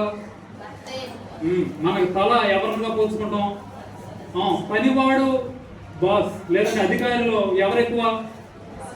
బాసే ఎక్కువ. ప్రతి దానిలో మీరు ఏ బంధాన్నైనా తీసుకుంటాం. అన్నదమ్ముల్లో ఎవరు? ఆయన పెద్ద, ఈయన భార్య భర్త, ఆయన తల, మనం నార్మల్. ఇంకా పనిలోనికి వెళ్ళాం, ఆయన బాస్, నువ్వు పనివాడు. మరీ అంతలాగా చెప్పొద్దులే, అర్థం అవుతారు. ఎంప్లాయ్. ఇది బాగుంది కదా, పనివాడు అంటగానే ఎంప్లాయ్. ఇంగ్లీష్ కొన్నిసార్లు కొన్ని పరిస్థితుల్లో బాగుంటుంది, మనం ఎంప్లాయ్ చేస్తూ ఉంటాం. ఇంకా కొన్ని చెప్పాలంటే ఆయన డాక్టర్, నువ్వు నర్సు. కొంచెం ఇప్పుడు నువ్వు నర్సు, ఈయన ఆయా. అది ఆమె తెలుసు. ఇప్పుడు నర్సు ఆయమ్మని తీసుకుంటే నువ్వేంటి? ఆయమ్మే కొంచెం. ఇప్పుడు నర్సు అమ్మా సిస్టర్ ఏంటి అనడానికి ఉందా? వచ్చి అంటే ఏం చేయాలి? చేయాలి. ఇప్పుడు డాక్టర్ అమ్మా సిస్టర్ అనగానే సిస్టర్ ఏం చేయాలి? ఏ డాక్టర్ అంటానికి లేదు, సార్ ఉందా లేదా? ప్రతి దానిలో మీరు చూడండి, ఎంప్లాయీకి బాస్ కి మధ్య బాసే పెద్ద, భార్య భర్తలు. ప్రతి బంధంలో ఒకరు ఎక్కువ ఒక తక్కువ. మనం ఫ్లక్చువేషన్స్ అనేవి ఉంటాయి, కానీ స్నేహంలో ఎవరు ఎక్కువ ఎవరు తక్కువ? ఏమి? ఇది స్నేహ బంధానికి ఎంత విలువ ఎందుకని అంటే స్నేహంలో తారతమ్యాలు, రంగు. ఇప్పుడు మ్యారేజ్ కోసం మనం పిల్లవాళ్ళు ఏం చూస్తాం? చక్కని రంగు, చక్కని బుద్ధి, చక్కని ఉద్యోగం, మనకు కావలసిన అన్ని కలిస్తే ఏం చేసుకుంటాం. కానీ స్నేహంలో వాడు ఏమి చేసి పడిపోయినా స్నేహితుడు ఏం చేస్తాడు తెలుసా? అని చెప్పి ఎలాంటి పరిస్థితులని ఎవరు నిలబడతారు? స్నేహానికి ఎవరైనా రంగు చూస్తారా? ఈ రోజుల్లో మాకు తెలియదు. అయితే అప్పుడు స్నేహానికి ఎవరైనా రంగు చూడరు. వాడు ఏ పరిస్థితి అనేది ఈ రోజుల్లో చూస్తున్నారు, ఒకప్పుడు చూసేవాళ్ళు కాదు. ఈ స్నేహం మీద ఎన్నో సినిమాలు కూడా వచ్చినాయి. తారతమ్యాలు లేనటువంటిది ఏంటిది? స్నేహం. స్నేహంలో ఏముండదు తెలుసా? స్వార్థం ఉండదు. స్వార్థము లేనటువంటిదే ప్రేమ. ఈ రోజుల్లో స్నేహాల్లో కూడా ఏమి ఎంటర్ అయిపోయినాయి? స్వార్థం. వాటిని పట్టించు, వాడు చేసే ఏదన్నా తప్పు మా దగ్గరికి తీసుకురా, నీకు ఎంత డబ్బులు ఇస్తాం, అప్పుడు నువ్వు సెటిల్ అయిపోవచ్చు, అప్పుడు ఎవరిని మోసం చేయొచ్చు. కానీ దేవుడు చూపించేటువంటి ప్రేమ అటువంటిది కాదు. దేవుడే ఇక్కడ 15వ అధ్యాయంలో ఇక్కడ చెప్తున్నటువంటి మాట 15వ వచనంలో, దాసుడు తన యజమానుడు చేయు దానిని ఎరుగడు కనుక ఇక మిమ్మల్ని నేను ఏమని పిలవను? మీరు నాకేమి కాదు, దాసులు కాదు, మీరు నాకెవరు? స్నేహితులు. హల్లెలూయా. ఒకవేళ ఇప్పటి వరకు స్వార్థము లేనటువంటి స్నేహితుడు నీకు తెలియకపోతే నేను తీసుకుని వచ్చే ఒక స్నేహితుడు మనకున్నాడు. ఎవరైనా? ప్రభు అయిన యేసుక్రీస్తు వారు. ఆయన నిన్ను ఏమని పిలవడం లేదు, నువ్వు దాసుడివి అని పిలవడం లేదు.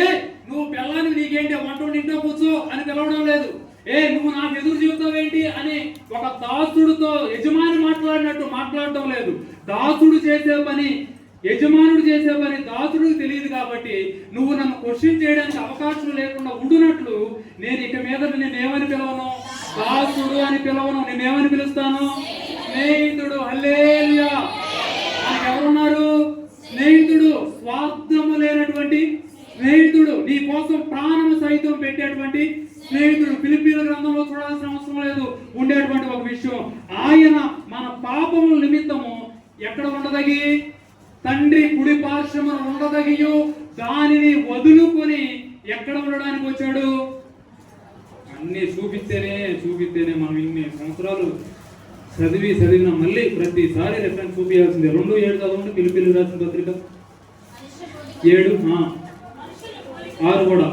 ఆయన దేవుని స్వరూపము కలిగిన వాడై ఉండి దేవునితో సమానముగా ఉండుట విడిచి పెట్టకూడని భాగ్యమని ఎంచుకొనలేదు గాని మనుష్యుల పోలికను పుట్టి దాసుని స్వరూపము ధరించుకొని తన్ను తానే రిక్తునిగా చేసుకున్నాడు. హల్లెలూయా, హల్లెలూయా. ఎవరి కోసం రిక్తునిగా చేసుకున్నాడు? నీ కోసం. ఎందుకనంటే లోకంలో మనం ఎలా జీవిస్తూ ఉన్నాం? పాపంలో జీవిస్తూ ఉన్నాం. పాప బంధకాలలో నీ ఉన్నప్పుడు నీ మీద ఎవడు రాజ్యం ఏలుతున్నాడు? సాతానుడు నీ మీద రాజ్యం ఏలుతున్నాడు. నీకు బాస్ ఎవరయ్యాడు? ఇప్పుడు సాతాను అయ్యాడు. సాతాను ఏది చెప్తే నువ్వు అదే చెయ్యాలి. ఎందుకంటే నువ్వు దేనిలో ఉన్నావు? పాపంలో ఉన్నప్పుడు. ప్రజలు దేవుడి దగ్గర నుంచి విడిచి వెళ్ళిపోతూ ఉన్నప్పుడు పాపము అనేది దేవునికి నిన్ను ఏం చేసింది? అడ్డుగోడగా వచ్చింది. ఏంటది? పాపం.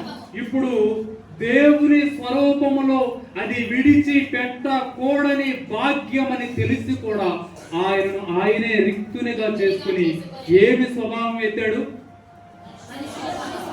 కొన్నిసార్లు కారు ఉన్నవాడు కూడా, ఫ్రెండ్ అంటే చాలా ఇష్టం ఉంటే వాడు సైకిల్ మీద వెళ్తే కారు దిగేసి ఏమి ఎక్కుతాడు? ఇప్పుడు ఏసీ బాగుంటుందా? సైకిల్ బాగుంటుందా? ఏసీలో కారు బాగుంటుందా? సైకిల్ బాగుంటుందా? సైకిల్ దొక్కేవాడికి కారే బాగుంటుంది. కానీ నిజమైన స్నేహం ఉన్నప్పుడు, స్నేహాలు ఈరోజు చాలా వచ్చినాయి. మన స్నేహితుడిని ఎవరన్నా కొడతానే, ఇటు 10 రూపాయలు ఇవ్వలేదు, మనకు 1000 ఉన్నాయండి. మన స్నేహితుడిని ఎవరన్నా 100 రూపాయలు ఇవ్వలేదని అందరిలో అవమానపరిచి తిడుతున్నాడు అనుకోండి, మనం ఏం చేస్తాం? 1,00,000 రూపాయలు అయితే ఇవ్వలేదేమో, కానీ 100 రూపాయలు అయితే ఏంటో అందరిలో మామూలు చెప్తే తీసుకో ఈ 100 రూపాయలు. ఇంకోసారి మా ఓడిని, ఎందుకని? నేను వాడికి పడిన అవమానాన్ని నేను ఎలా ఫీల్ అవుతాను? నాదిగా ఫీల్ అవుతా. వాడిని ఏదన్నా మాట అంటే ఎలా ఫీల్ అవుతాను? నాదిగా ఫీల్ అవుతా. ఇప్పుడు మనుషుల మీద ఏ భారం పడిపోయింది? పాప భారం పడిపోయి వారు మరణానికి చేరువవుతూ ఉన్నప్పుడు మనుషునికి ఏమి లేదు తెలుసా? మరణం మీద జయము. మరణిస్తే అక్కడికి నువ్వు చనిపోవాల్సిందే. డైరెక్ట్ గా కింద పాద పెడితే మళ్ళీ కిందకే వెళ్ళిపోవాలి. ఎక్కడికి? నరకంలోకి. పైకి వచ్చే అవకాశం లేదు. ఇప్పుడు ఆయన నిన్ను దాసునిగా చూస్తే నీ కోసం వదులుకొని రాడు. ఇప్పుడు దేవుడు నిన్ను ఎలా చూశాడు? నా స్నేహితుడు. నీకు నాకు ఏ బంధం ఉంది? స్నేహ బంధం. అందుకని నిజ స్నేహితుడా, నీ కృప బాహుల్యం. ఇది కృప. మనం బ్రతుకుతున్నామంటే ఎవరి కృప? మనం ఈ రోజు పరిశుద్ధులు ఇక్కడ చేర్చబడ్డామంటే ఎవరి కృప?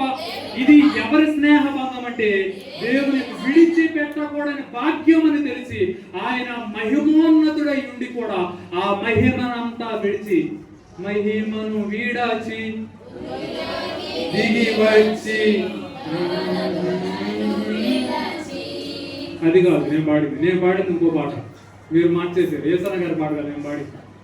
మహిమను వీడాచి మహిలోకి దిగి వచ్చి మార్గముగా మారి మరుచావు మహినే నీవు మాధుర్యముగా మార్చి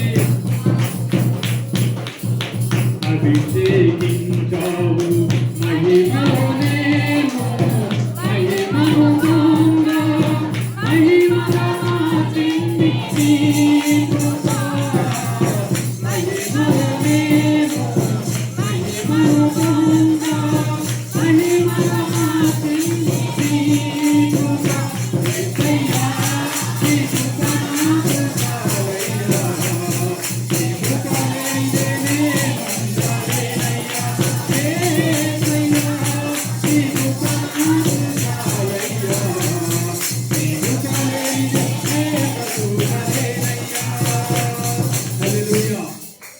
మహిమను విడిచి ఎక్కడికి వచ్చాడు? మహిలోనికి వచ్చి మాదిరిని చూపించాడు. ఏమని? నీ కోసం నేను దేన్ని వదిలేశాను? మహిమను అన్నిటినీ వదిలిపెట్టి నీ కోసం. ఎందుకని తెలుసా? నువ్వు నశించిపోతున్నావని. ఎందుకనంటే నీవు నా స్నేహితుడు అని, నీవు పాపంలో ఉండడం నాకు ఇష్టం లేదని, నిన్ను ఎలాగైనా నా రక్తముతో నిన్ను కడగాలి అని ఆ స్నేహం ఏం పెట్టేసిందో తెలుసా? ప్రాణము నా పాపాల కోసం, నా స్నేహితుల పాపాల కోసం నేనేం చేశాను తెలుసా? ప్రాణాన్ని తీశాను. ఆ రోజుల్లో పాపం పోవాలంటే దేన్ని చంపాలి? పాప నిబంధనలో ఏదో దాన్ని బతికి తేవాలి. పామురమో గొర్రెనో తీసుకుని వచ్చి ఏం చేయాలి? నేను కాపాడబడడం కోసం, తన గురించి వద్దు, పాత నిబంధన చెప్పండి. నేను కాపాడబడటం కోసం ఈ గొర్రెను చంపేయాలి. ఈ ప్రాణాన్ని తీసేస్తే నాకు మోక్షం, ఈ ప్రాణాన్ని చంపేస్తే నా పాపానికి పాప పరిహారం అనుకుని మనము స్వార్థంగా ఉన్నప్పుడు ఆయన చెప్పాడు, ప్రాణాన్ని తీయడం కాదు, నా ప్రాణాన్ని పెట్టేసి మీకు స్నేహం అంటే ఇది స్వార్థము లేని ప్రేమ, అవధులు లేని ప్రేమ. ఇప్పటి వరకు మీరు ఎలాంటి స్నేహితులను కలిగి ఉన్నారో నాకు తెలియదు, కానీ ఇప్పుడైతే దేవుడు చెప్తున్నటువంటి మాట, మీరు నాకేం కాదు, దాసులు కాదు, మీరు నాకు పని వాళ్ళు కాదు, మీరు నాకు ఎవరో తెలుసా? స్నేహితులు. We have the bond of friendship. మనకి స్నేహం అనేటువంటి బంధం ఉంది. దానిలో నువ్వు స్నేహితుడువా, ప్రాణ స్నేహితుడువా, ప్రాణాన్ని అర్పించేంత స్నేహితుడువా అనేది తెలియాలంటే నేను మీకు ఆజ్ఞాపించినట్లు, పైన షరతులోనే లేవా? ఏముంది? మన పెట్టిన వాగ్దానం, నేను మీకు ఆజ్ఞాపించిన వాటిని చేసిన ఎడల, అది మీరు నా స్నేహితులు అవ్వాలంటే ఏం చేయాలి? నేను చెప్పిన ఆజ్ఞలను మీరు చెయ్యాలి. అప్పుడు మీకు ఏమొస్తుంది? ఈ ఫ్రెండ్షిప్ డే రోజు మీకు ఎవరిని ఫ్రెండ్గా పరిచయం చేస్తున్నాం? ఎవరు అబ్బా నీ ఫ్రెండ్ ఎవరు? అమ్మో, యేసయ్య మనకి ఎవరు? True friend. ఇంగ్లీష్లో పాటు what a friend we have in Jesus. మనకబ్బా ఎంత గొప్ప ఫ్రెండ్ మనకి ఉన్నాడండి అనేటువంటి అనుభవం మనకి ఎప్పుడు వస్తుందంటే ఆయన కట్టడలను, ఆయన ఆజ్ఞలను మనము పాటించినప్పుడు. యోనాతాను దావీదు విషయంలో చూపించే అంతఃపురాన్ని కూడా విడిచిపెట్టి దావీదు కొరకు తన ఈవెన్ ప్రాణం పోయిన పర్ల నా స్నేహితుడికి నేను ఏం చేయను, మోసం చేయను. ఇలాంటి స్నేహం మనం కలిగి ఉండాలి. దేవుడు మనతో ఏ స్నేహభావం అయితే కలిగి ఉన్నాడో మనం కూడా రంగు, రుచి, చిక్కదనం ఎలా ఉంటుందో స్నేహంలో ఇవేమీ చూడకుండా, తారతమ్యాలు, స్వార్థాలు చూడకుండా ఏ స్నేహం చేయాలో తెలుసా? స్వార్థము లేని ప్రేమ, అవధులు లేనటువంటి స్నేహ భావాన్ని మనము ఇతరులకి చూపించాలి. అటువంటి స్నేహితుడినే మనము కలిగి ఉన్నాము. పిల్లలకు మీకు పాట సండే స్కూల్లో ఒక పాట ఉంది, నాకొక స్నేహితుడు ఉన్నాడు, నేనున్నాను భయపడకన్నాడు. తెలియదా? ఈరోజు ఒకసారి ఇది పిల్లలు చేసిండు. అయితే నాకొక స్నేహితుడున్నాడు, నేనున్నాను భయపడకన్నాడు. ఎవరా స్నేహితుడు? మనం కలిగి ఉండాల్సినటువంటి స్నేహితుడు ఎవరు? ప్రభువైన అతడి పేరేంటి? ఆయన పనోడు కాదు, మీ వల్లే అయ్యాడు పనోడు. లేకపోతే మహిమ స్వభావం మన వల్ల అయ్యాడు. మన వల్లే అయ్యాడు. ఏమయ్యాడు? మనిషి రూపం ఎత్తాడు. లేకపోతే ఆయనకి ఏముంది? మహిమ ఉంది. మహిమను కూడా ఎవరి కోసం వదిలేడు? మన కోసం. మరి ఎందుకు నిమ్మకు నీరు ఎత్తినట్టు ఇస్తా ఉంటారు? మనకి ఏ బాధ ఉన్నా ఫ్రెండ్కి చెప్తే వాడు ఎవరికి చెప్పడనే నమ్మకం ఉంటుంది కదా. ఇప్పుడు మనకి నమ్మకం ఎవరు? అరే ఎవరికి చెప్పమా, నీకే చెప్తున్నా, మావిడికి కూడా తెలియకూడదు ఈ సీక్రెట్. ఒకవేళ మావిడికి ఫోన్ చేస్తే నువ్వు ఇట్లా చెప్పాలి. ఎందుకని వాడిని మనం నమ్ముతాం. నిజం చెప్పినా వాడు మనల్ని ఇరికించడానికి నమ్ముతాం కాబట్టి వాడికి ఏం చెప్తాం? నిజం చెప్తాం. అలాగే దేవుని దగ్గర కూడా నిజంగా నువ్వు వచ్చి ప్రార్థన చేసినప్పుడు, అయ్యా నాకు నా బాధ చెప్పుకోవడానికి ఎవరు లేరు. ఇప్పుడు నాకు స్నేహితులు ఉన్నారు, కానీ నమ్మదగిన వారు, స్వార్థం లేని వారు. ఒకవేళ వాళ్ళకి లాభం వచ్చిందంటే నన్ను ఇబ్బందులకు దోచేస్తారు. కానీ నాకు ఏ స్నేహం కావాలో తెలుసా? దుర్దశలో తోడుండేటువంటి స్నేహము కావాలి. ఇటువంటి స్నేహము మనందరము పొందుకుందుము గాక. దేవుడినే మన స్నేహితుడిగా మనము స్వీకరించుదుము గాక. ఆయన ఆజ్ఞాపించిన ఆజ్ఞలన్నిటినీ మనం అంగీకరిస్తే మనం ఏంగా పిలువబడతాం? స్నేహితులం అవుతాం. అంత మాత్రమే కాదు, ఇక మీదట దాసునికి యజమానునికి ఉన్న వ్యత్యాసము లేకున్నట్లుగా మీరు నాతో ఏమి కలిగి ఉండాలి? స్నేహ భావము కలిగి ఉండాలి. Once again I wish you happy friendship. ఇది కూలిపోయే షిప్ కాదు, నిలబెట్టే షిప్. నీళ్ళల్లో కూడా ముంచేది కాదు, నీళ్ళల్లో సైతం పైకి తేల్చి ఏం తీసుకెళ్లేది? టైటానిక్ కాదు, మునిగితే అందరం ముంచేయడానికి. ఇదేదో తెలుసా? జీసస్ దేవుని యొక్క పడవలో ఉన్నప్పుడు పేతురు ఉన్నప్పుడు ఏమైపోతుంది? మునిగి పోతుంది. గోదా కూడా అయిపోయాం అనగానే మునిగిపోయేటువంటి షిప్ను సైతం ఏం చేశాడు? లేపాడు. షిప్ మునిగిన నువ్వు కావాలంటే నీళ్ల మీద సైతము నడిపించగలిగినటువంటి షిప్ లో మనం ఉన్నాం. ఆ ఫ్రెండ్షిప్ ఎవరితో? దేవుడే మనకు ఏ ఫ్రెండ్? నిజమైన స్నేహితుడు ఎవరు? దేవుడు. హల్లెలూయా. యేసయ్య మీ స్నేహితుడా? ఓకేనా? ఒకసారి చెప్పండి, హ్యాపీ. మీ అందరికి కూడా నిజమైన ఫ్రెండ్ మనకి ఎవరు? ప్రభు అయిన యేసుక్రీస్తు. స్వార్థము లేనటువంటి స్నేహం, నిన్ను ఆపదలో వదలకుండా నిలవబెట్టేటువంటి స్నేహం, నిన్ను ముంచేయకుండా నీ ఊపిరి తెప్పరిల్లేటువంటి పరిస్థితి కలుగు చేయటువంటి దేవుడు మనందరికీ తెలుసు. ఆ దేవుణ్ణి ఇప్పుడు మీకు ఎలా పరిచయం చేస్తున్నాను? స్నేహితునిగా పరిచయం చేస్తున్నాను. ఇటువంటి స్నేహితుడిని మనం కలిగి దేవుణ్ణి ఆరాధిస్తూ ముందుకు సాగుదుము కాక. ప్రార్థన చేసుకుందాం. వచ్చిన వారు అందరము 3 నిమిషాలు ప్రార్థనా పూర్వకంగా దేవుని సన్నిధిలో ఉందాం. ప్రభు రాత్రి భోజనానికి మనలను మనం సిద్ధపరుచుకుందాం. అందరము మోకరించి కొన్ని నిమిషాలు, అయ్యా ఇప్పటి వరకు స్వార్థపూరితమైన స్నేహాన్ని నేను చూశాను. సందర్భాన్ని సైతము నన్ను వాడుకునేటువంటి స్నేహితులను చూశాను. నా దగ్గర అన్నీ ఉన్నప్పుడు ఎలాగైతే చిన్న కుమారుడు, తప్పిపోయిన కుమారుడు అన్నీ కోల్పోయినప్పుడు స్నేహితులు పారిపోయారు, అవసరాలు తీరిపోయిన తర్వాత పారిపోయారు. అటువంటి స్నేహితులనే నేను చూశాను ప్రభువా. కానీ ఇప్పుడు మీరు మాకు పరిచయం చేసిన విధానం బట్టి మీకు వందనాలు. నిజ స్నేహితుడు ప్రభువా, మా కోసం ఎవరు ఏది వదులుకోరు నాయన. కావాలంటే మా పేరు చెప్పి సంపాదించుకోవడానికి చూస్తారు, మా పేరు చెప్పి వారు బాగుపడడానికి చూస్తారు, కానీ మాకు పేరు నిలబెట్టడం కోసం ఎవరు అవమానాలు పొందరు ప్రభువా. కానీ మేము పాపంలో ఉన్నామని, మేము అవమానంలో ఉన్నామని, సాతాను కబంధ హస్తాల్లో మేము ఉన్నామని తెలుసు ప్రభువా. ఆ మహిమను విడిచిపెట్టి తండ్రి మహిలోకి మా కోసం వచ్చారు ప్రభువా. నిజమైన ప్రేమను చూపారు నాయన. స్వార్థము లేని ప్రేమను మాకు చూపించినందుకు వందనాలు ప్రభువా. అందరము ప్రార్థనా పూర్వకంగా అదేవిధంగా కమ్యూనియన్ కోసం, ప్రభురాత్రి భోజనం కోసం మనం సిద్ధపాటు చేస్తున్నాం ప్రభువా. నీ రక్తమే నన్ను శుద్ధినిగా చేసిందయ్యా. పాపంలో ఉన్నటువంటి నా మీద నీ రక్తపు చల్లే నన్ను పవిత్రునిగా మార్చింది ప్రభువా. నీ మరణమే నాకు జీవాన్ని ఇచ్చింది ప్రభువా. నీ మరణమే నాకు పరలోకాన్ని ఇచ్చింది నాయన. ఈ రోజు తండ్రి నీ మరణమును, నీ పునరుద్ధానమును స్మరణకు తెచ్చుకోవచ్చు ప్రభువా. ఈ తండ్రి దీనిలో మేము చేయి వేస్తూ ఉండగా ప్రభువా, మమ్మల్ని మేము శుద్ధి చేసుకోవడానికి కృపను చూపండి ప్రభువా. మీకు వందనాలు నాయన. అందరము మనం సిద్ధపాటు చేసుకుందాం.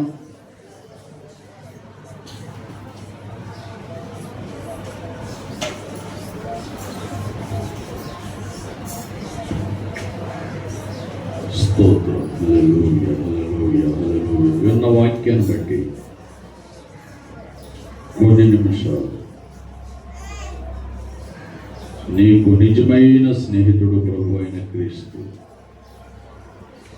నీవు దుర్దశలో ఉన్నప్పుడు విడువని స్నేహితుడు, ప్రాణాపాయంలో ఉన్నప్పుడు మొహం త్రిప్పుకొని వెళ్ళని మంచి స్నేహితుడు, ఆయన నిజ స్నేహితుడు. ఆయన లాంటి స్నేహితుడు మనకెవ్వరూ దొరకరు. దావీదు, యోనాతాను మంచి స్నేహితులు. అందరము అదేవిధంగా ప్రార్థనలో ఉందాం. ఈ యొక్క సమయంలో ప్రత్యేకంగా మనకు నిమిత్తం ప్రార్థన చేద్దాం. ఇప్పుడే తెలిసినటువంటి విషయం, జేసీబీలు ఆ గృహాలను మనకు తెలిసినటువంటి విషయం. ఎప్పటి నుంచి మనం ప్రార్థన చేస్తున్నాం. జేసీబీలు వచ్చి ఉన్నాయి, వారికి తగినటువంటి న్యాయము దేవుడు కలుగు చేయలాగా మన కుటుంబంలో బిడ్డలు మన కుటుంబంలో బిడ్డలు కొంచెం ఇబ్బందుల్లో ఉన్నప్పుడు రియాక్ట్ అవ్వడం మన యొక్క బాధ్యత కనుక అందరము మన స్వరాలు ఎత్తి ప్రభువా వారికి తగిన న్యాయము చేయండి ప్రభు అని మనం ప్రార్థన చేద్దాం. మన స్వరాలు ఎత్తి మణి గారు విష్ణు గారి యొక్క గృహానికి వారికి కావలసినటువంటి న్యాయం దేవుడు అనుగ్రహించలాగున. జేసీబీలు వచ్చి ఉన్నాయి, ఇబ్బందుల్లో వారు ఉన్నారు. మన కుటుంబంలో ఒక బిడ్డ, మన కుమార్తె లేకపోతే మన కుమారుడు అటువంటి బిడ్డలు వారు కలిగి ఉన్నారు. అయితే దేవుడు వారికి తగినటువంటి న్యాయము కలుగు చేయలాగున. అదేవిధంగా కావలసినటువంటి న్యాయము అక్కడ ఉన్నటువంటి అందరికీ కలుగు చేయలాగా మనం ప్రత్యేకంగా ప్రార్థన చేద్దాం. మన స్వరాలైతే ప్రభువా మా సంఘ బిడ్డను ఆయన, మాలో ఒక బిడ్డను ఆయన, ఆ బిడ్డ కన్నీరు కార్చడం మాకు ఇష్టం లేదు ప్రభువా. మాలో ఒక బిడ్డ తండ్రి ఇస్తే బాధలో ఉంటే మేము సంతోషంగా ఉండలేము ప్రభువా. ఆ బిడ్డకు మీరు న్యాయం తీర్చండి నాయన, వారికి సంతోషము కలిగించండి నాయన. నోటి నిండా నవ్వు కలుగు చేయవాడవు నీవు నాయన, అసాధ్యమును సుసాధ్యము చేయవాడవు నాయన. మాకు స్నేహబంధమైన వాడా మీకు వందనాలు నాయన. గొప్ప కార్యమును మీరు మణి గారి యొక్క గృహ విషయంలో మీరు జరిగించండి. నా దేవుడు నా జీవితంలో గొప్ప కార్యం చేశాడని వారు సంతోషించడానికి ప్రభువా వచ్చే వారమే తండ్రి మీ పట్ల సాక్షిగా నిలవబడ్డానికి ప్రపంచం అడుగుతున్నాను ప్రభువా.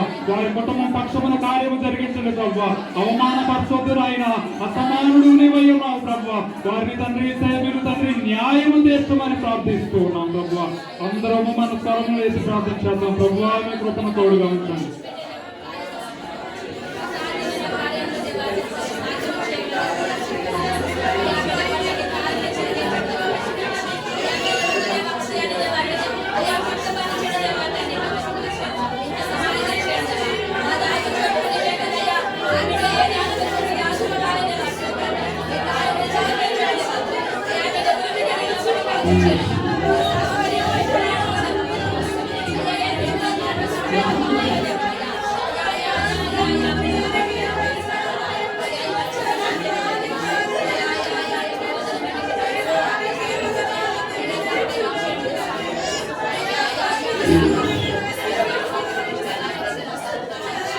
పరమ తండ్రి నీ పరిశుద్ధ నామాన్ని స్తోత్రం చెల్లిస్తూ వాక్యము హృదయంలో ఫలింపచేసి తండ్రి గృహ విషయంలో నీ బిడ్డకు మంచి కార్యం చేసి నష్టపోతున్న ప్రతి బిడ్డకు మేలు చేసి మీరే మార్గమును చూపమని యేసు నామమున ప్రార్థిస్తున్నాను తండ్రి, ఆమేన్. మంచిది, చక్కని దేవుని వాక్యాన్ని మనం విన్నాం. ఈ సమయంలో ఒక వాక్య భాగాన్ని చదువుకుందాం. 1 కొరింథీ పత్రిక 11వ అధ్యాయం 23వ వచనం నుండి కొన్ని వచనాలు చదువుతాను. ఈ మాటలు మీరు కూడా గ్రంథంలో నుండి చూడండి. 1 కొరింథీ పత్రిక 11వ అధ్యాయం 23వ వాక్యం నుండి కొన్ని వచనాలు. నేను మీకు అప్పగించిన దానిని ప్రభు వలన పొందితిని. ప్రభు అయిన యేసు తాను అప్పగింపబడిన రాత్రి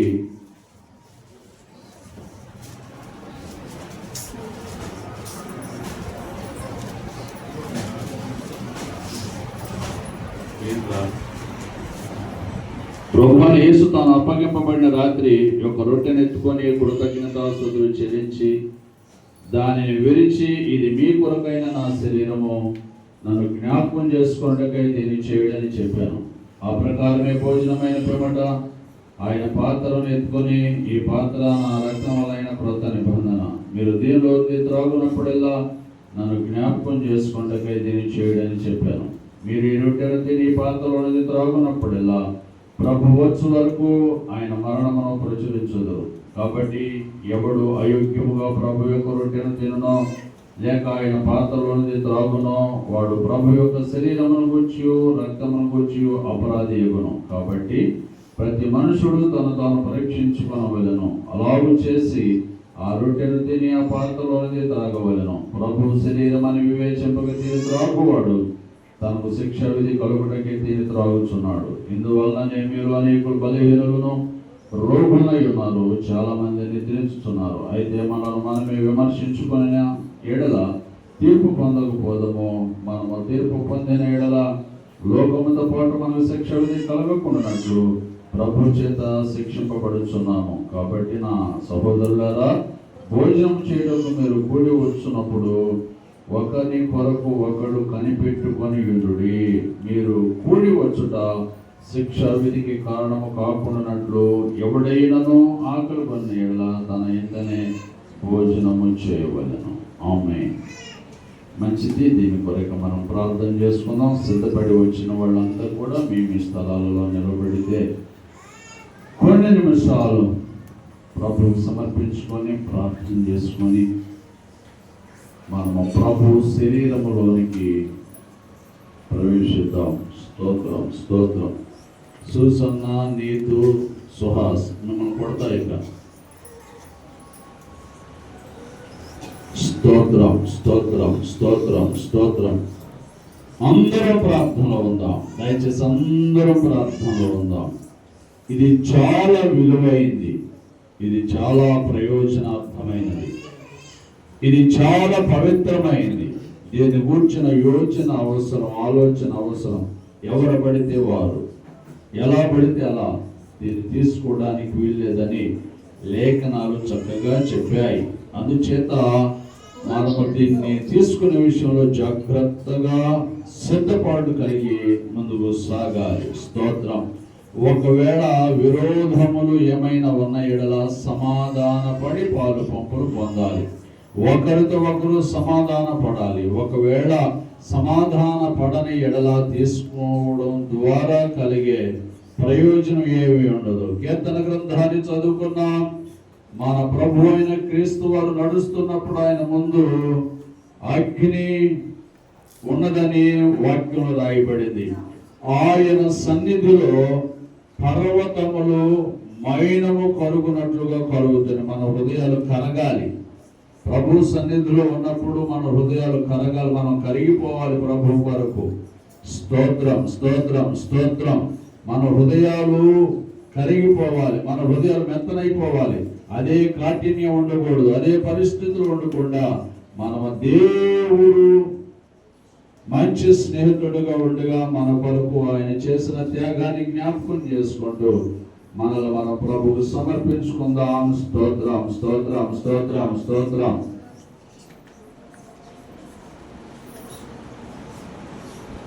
ప్రభు అయినటువంటి యేసుక్రీస్తు వారు ఒక రొట్టెను తీసుకొని కృతజ్ఞతాస్తుతులు చెల్లించి, ఇది మీ కొరకు విరువబడిన నా శరీరం అని ప్రభు చెప్పారు. ప్రార్థన చేసుకున్నాం. దయగలిగిన మా తండ్రి, మీకు వందనాలనైనా ఈ సమయంలో తండ్రి నీ శరీరమును తిని మీ రక్తమును పానము చేయాలని, క్రొత్త నిబంధన పద్ధతిని నిబంధనను నెరవేర్చాలని, దేవా చివరికి మీతో కూడా నిరంతరము రాజ్యములు కలిసి ఉండాలని నీ బిడ్డలు తీర్మానం చేసుకొని సిద్ధపడి ఈ సమయంలోనైనా మరి మీ రొట్టెలో నాయన చేయవేయబోతున్నారు ప్రభు. అందుకని స్తోత్రం చెల్లిస్తూ సిద్ధపాటు కలిగిన నీ బిడ్డలందరి బట్టి స్తోత్రం చెల్లిస్తున్నాను. మరికొంతమంది ఉన్నారు నాయన, వారు రాలేకపోయారు ప్రభు. ఇదిగో సిద్ధపడి వచ్చిన బిడ్డలను బట్టి వందనాలు చెల్లిస్తున్నాను. ఈ రొట్టె మీ శరీరంగా మేము తీసుకుంటున్నాం, పరిశుద్ధపరచండి. అలాగే నా ప్రియ ప్రభు, భోజనమైన తరువాత పాత్రం తీసుకునేది మీ కొరకు చిందించిన నా రక్తము క్రొత్త నిబంధన అని సెలవిచ్చారు. దీనిలో పాలు పొందినటువంటి వారు మరణములో నుండి జీవములోనికి దాటి ఉన్నారని మీరు సెలవిచ్చిన ప్రకారంగా ఈ రసము మీ రక్తముగా మేము ఎంచి తీసుకుంటున్నాం, పరిశుద్ధపరచమని యేసు దివ్య నామమున ప్రార్థిస్తున్నాను తండ్రి. ఆమేన్. అందరం కూడా ధ్యానంతో ఉందాం. ప్రభు శరీరం అనబడిన రొట్టె మీ దగ్గరకు వస్తుంది, మీరు తీసుకోవచ్చు.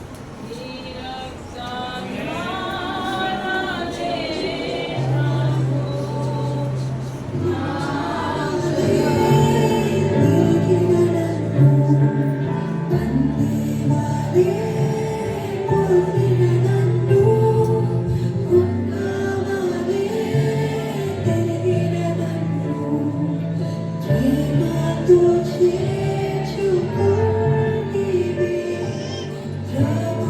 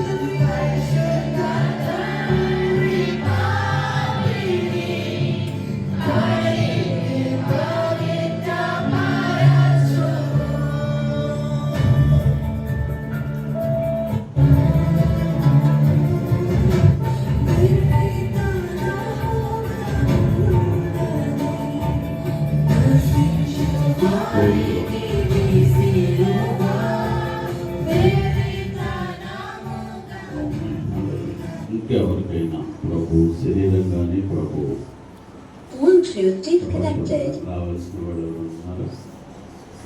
ప్రార్థన. దయగలిగిన మా తండ్రి, నీ పరిశుద్ధ నామానికి వందనాలు. దేవా, ఈరోజు నీ మహాకృప చేత మీ మరణ పునరుద్ధానాలను జ్ఞాపకం చేసుకొని మీరు మా కొరకు చేసిన త్యాగాన్ని మరొక్క మారు స్మరిస్తూ ఈ పునరుద్ధానపు వేళ మీరు చేసిన త్యాగం బహు గొప్పదనియు, ఎలాంటి త్యాగం మా కొరకు చేయగల వాళ్ళు ఎవరునూ ప్రపంచంలో లేదనియు మీ యందు విశ్వసించి మీ మరణ పునరుద్ధానాల యొక్క విషయాలు మా మట్టుకు మేము కూడా అనేక మందికి చెప్పి ఈ రక్షణ మార్గంలో నడిపించడానికి ఇందులో పాలు పొందిన బిడ్డలందరినీ కూడా సిద్ధపరచండి. అలాగేనైనా వాళ్ళు సిద్ధపడి పాల్గొన్న రీతిగానే అనేకులను ప్రభువ నరకం నుండి తప్పించి మీ పరిశుద్ధ సంఘములోనికి చేర్చున్నట్లుగా ప్రతి బిడ్డను బలమైన సాక్షిగా నిలపమని కోరుకుంటూ ఉన్నాను. అలాగే నా ప్రభువ, నీ బిడ్డలను మీరు జ్ఞాపకం చేసుకోండి. ప్రత్యేకంగా ఈ విషయంలో అర్పించిన అర్పణలను బట్టి, కానుకలను బట్టి మరింత దీవెన దయచేయమని కోరుకుంటూ, ఇందువలన కలుగుతున్న ప్రతి ఆశీర్వాదానికి బిడ్డలను వారసులుగా చేయమని యేసు నామమున ప్రార్థిస్తున్నాను తండ్రి, ఆమేన్. అందరూ నిలబడి పాట పాడుతూ కానుకలు సమర్పిద్దాం. యెహోవా ఈరే, యెహోవా ఈరే, సమకూర్చువారు మీరే, మాకు సమకూర్చువారు మీరే, సమకూర్చువారు మీరే, మాకు సమకూర్చువారు మీరే. హల్లెలూయా, హల్లెలూయా, మీకే ఆరాధన.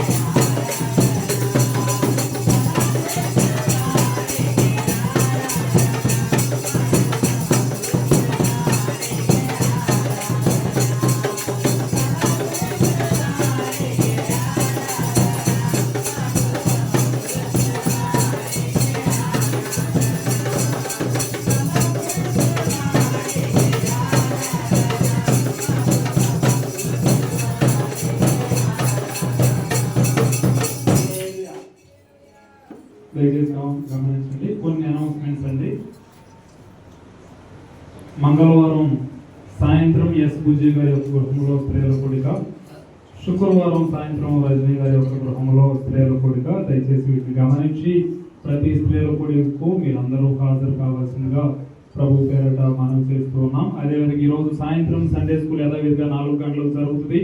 ఈ రోజు సండే స్కూల్ కి స్నాక్స్ స్పాన్సర్ అనుష గారి యొక్క ఫ్యామిలీ. సండే స్కూల్ పిల్లలందరికీ వాళ్ళు స్నాక్స్ ఏర్పాటు చేస్తూ ఉన్నారు.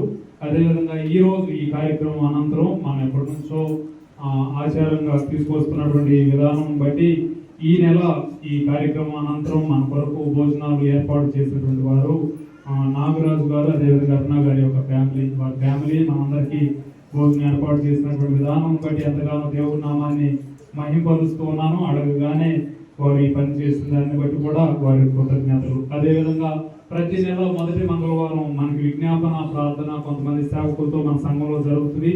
సేవకులకు భోజనం నిమిత్తం జయగా 500 రూపాయలు ప్రతి నెల వారు ఇస్తూ ఉన్నారు. అందును బట్టి దేవుడి నామాన్ని మహిమపరుస్తూ ఉన్నాను. మన సంఘ పనులు ఇంకా ఉన్నాయి. ఇక్కడ స్లాబ్ వేయడానికి కూడా మనం దాన్ని ముందుకు తీసుకుని వెళ్ళాలి. ప్రస్తుతానికి పోయిన వారం రాణి గారు 3000, అనగా సెకండ్ స్లాబ్ కూడా 3000, తర్వాత అనుష గారు 4000, మొత్తం 7000 రావడం జరిగింది. అనగా 6 లక్షలకి 7000 అంటే ఎన్ని పర్సెంట్ వచ్చింది? 1% వచ్చింది. ఇంకా 99% రావాలి. మీరందరూ రిషి 2000, 9000 మొత్తం రావడం జరిగింది. కాబట్టి దీని గురించి మీరు ప్రత్యేకంగా ప్రార్థించండి. ఏ పరిస్థితుల్లో అయినా మనం ఈ కార్యక్రమాన్ని జయప్రదంగా ముందుకు తీసుకుని వెళ్ళాలి. ప్రార్థించి సహకరించవలసిందిగా కొంచెం సీరియస్గా తీసుకుని మీ వ్యక్తిగత ప్రార్థనలో కూడా ప్రార్థించండి. ప్రత్యేకంగా మనీ గారి యొక్క కుటుంబం దేవుడు వారికి కావాల్సినటువంటి న్యాయమును సమాధానమును దేవుడు కలిగించలాగా, అదేవిధంగా నాని గారి యొక్క కుటుంబానికి కూడా కావాల్సినటువంటి ప్రతి న్యాయము దేవుడు ఆ కుటుంబాలకు జరిగించలాగా ప్రత్యేకంగా ప్రార్థించండి. వచ్చే ఆదివారం కీర్తన గ్రంథం 98వ అధ్యాయం చదవాల్సింది శ్రావం ప్రిపేర్ అయ్యి రావాల్సిందిగా మనం చేస్తున్నాం. అదేవిధంగా గత రాత్రి ఇక్కడ స్టిక్కర్ కానీ నిన్న వేయించి చేయడం జరిగింది. ఈ టేబుల్ మీదకి మంచి క్లాత్, ఏదన్నా వైట్ కలర్ మంచి క్లాత్ ఒకటి అవసరం ఉంది. దాని గురించి కూడా ఎవరైనా ఇస్తే ఇవ్వచ్చు. అదేవిధంగా ఈరోజు వచ్చినటువంటి అనిల్ గారికి, శ్వేత గారికి, కనుక రాణి గారి యొక్క కుమార్తెకు, అల్లుడికి ప్రత్యేకమైనటువంటి ఆహ్వానం మరో పర్యాయం తెలియజేస్తూ ఉన్నాం. మిమ్మల్ని బట్టి ఎంతగానో సంతోషిస్తూ ఉన్నాం. వారు మన మధ్యలో ఉండటం ఎంతైనా మనకు సంతోషం. వీటన్నిటిని మీరు గమనించడం. మరొక విషయం, మనకి వంట సామాన్లు కొన్ని కావాలి.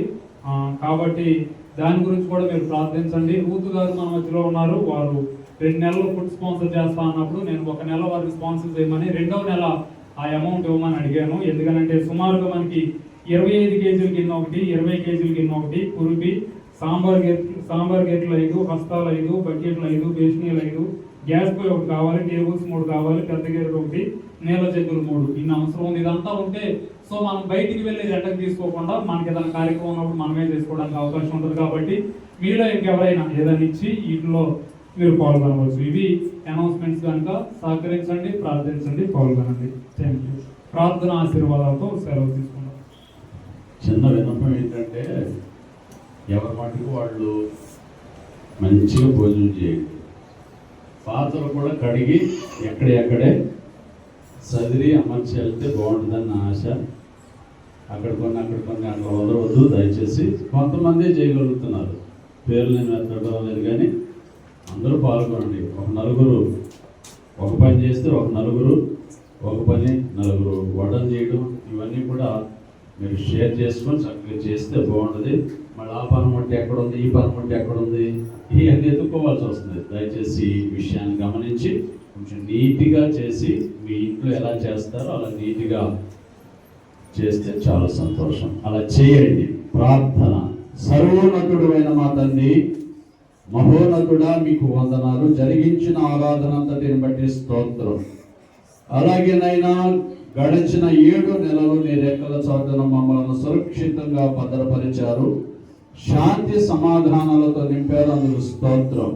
ఈ నెలలో దేవా మమ్మల్ని ప్రవేశపెట్టారు. ఇది 2వ రోజు.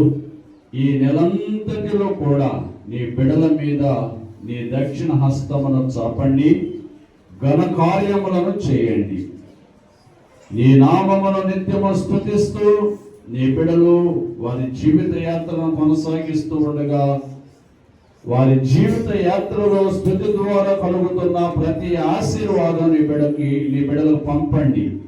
నా తండ్రి, నీ బిడ్డలు అర్పించిన కానుకలన్నిటిని బట్టి కూడా పరలోకము నుండి మీ ఆశీర్వాదం, మీ ఈవులు నీ బిడ్డలకు దయచేయమని ప్రార్థన చేస్తూ ఉన్నాను. మంచి ఆరోగ్యాలు ఇవ్వండి, మంచి సంపద ఇవ్వండి, మంచి రాబడి ఇవ్వండి, సమస్తము సమృద్ధిగా నీ బిడ్డలకు దయచేయమని ప్రార్థిస్తున్నాను.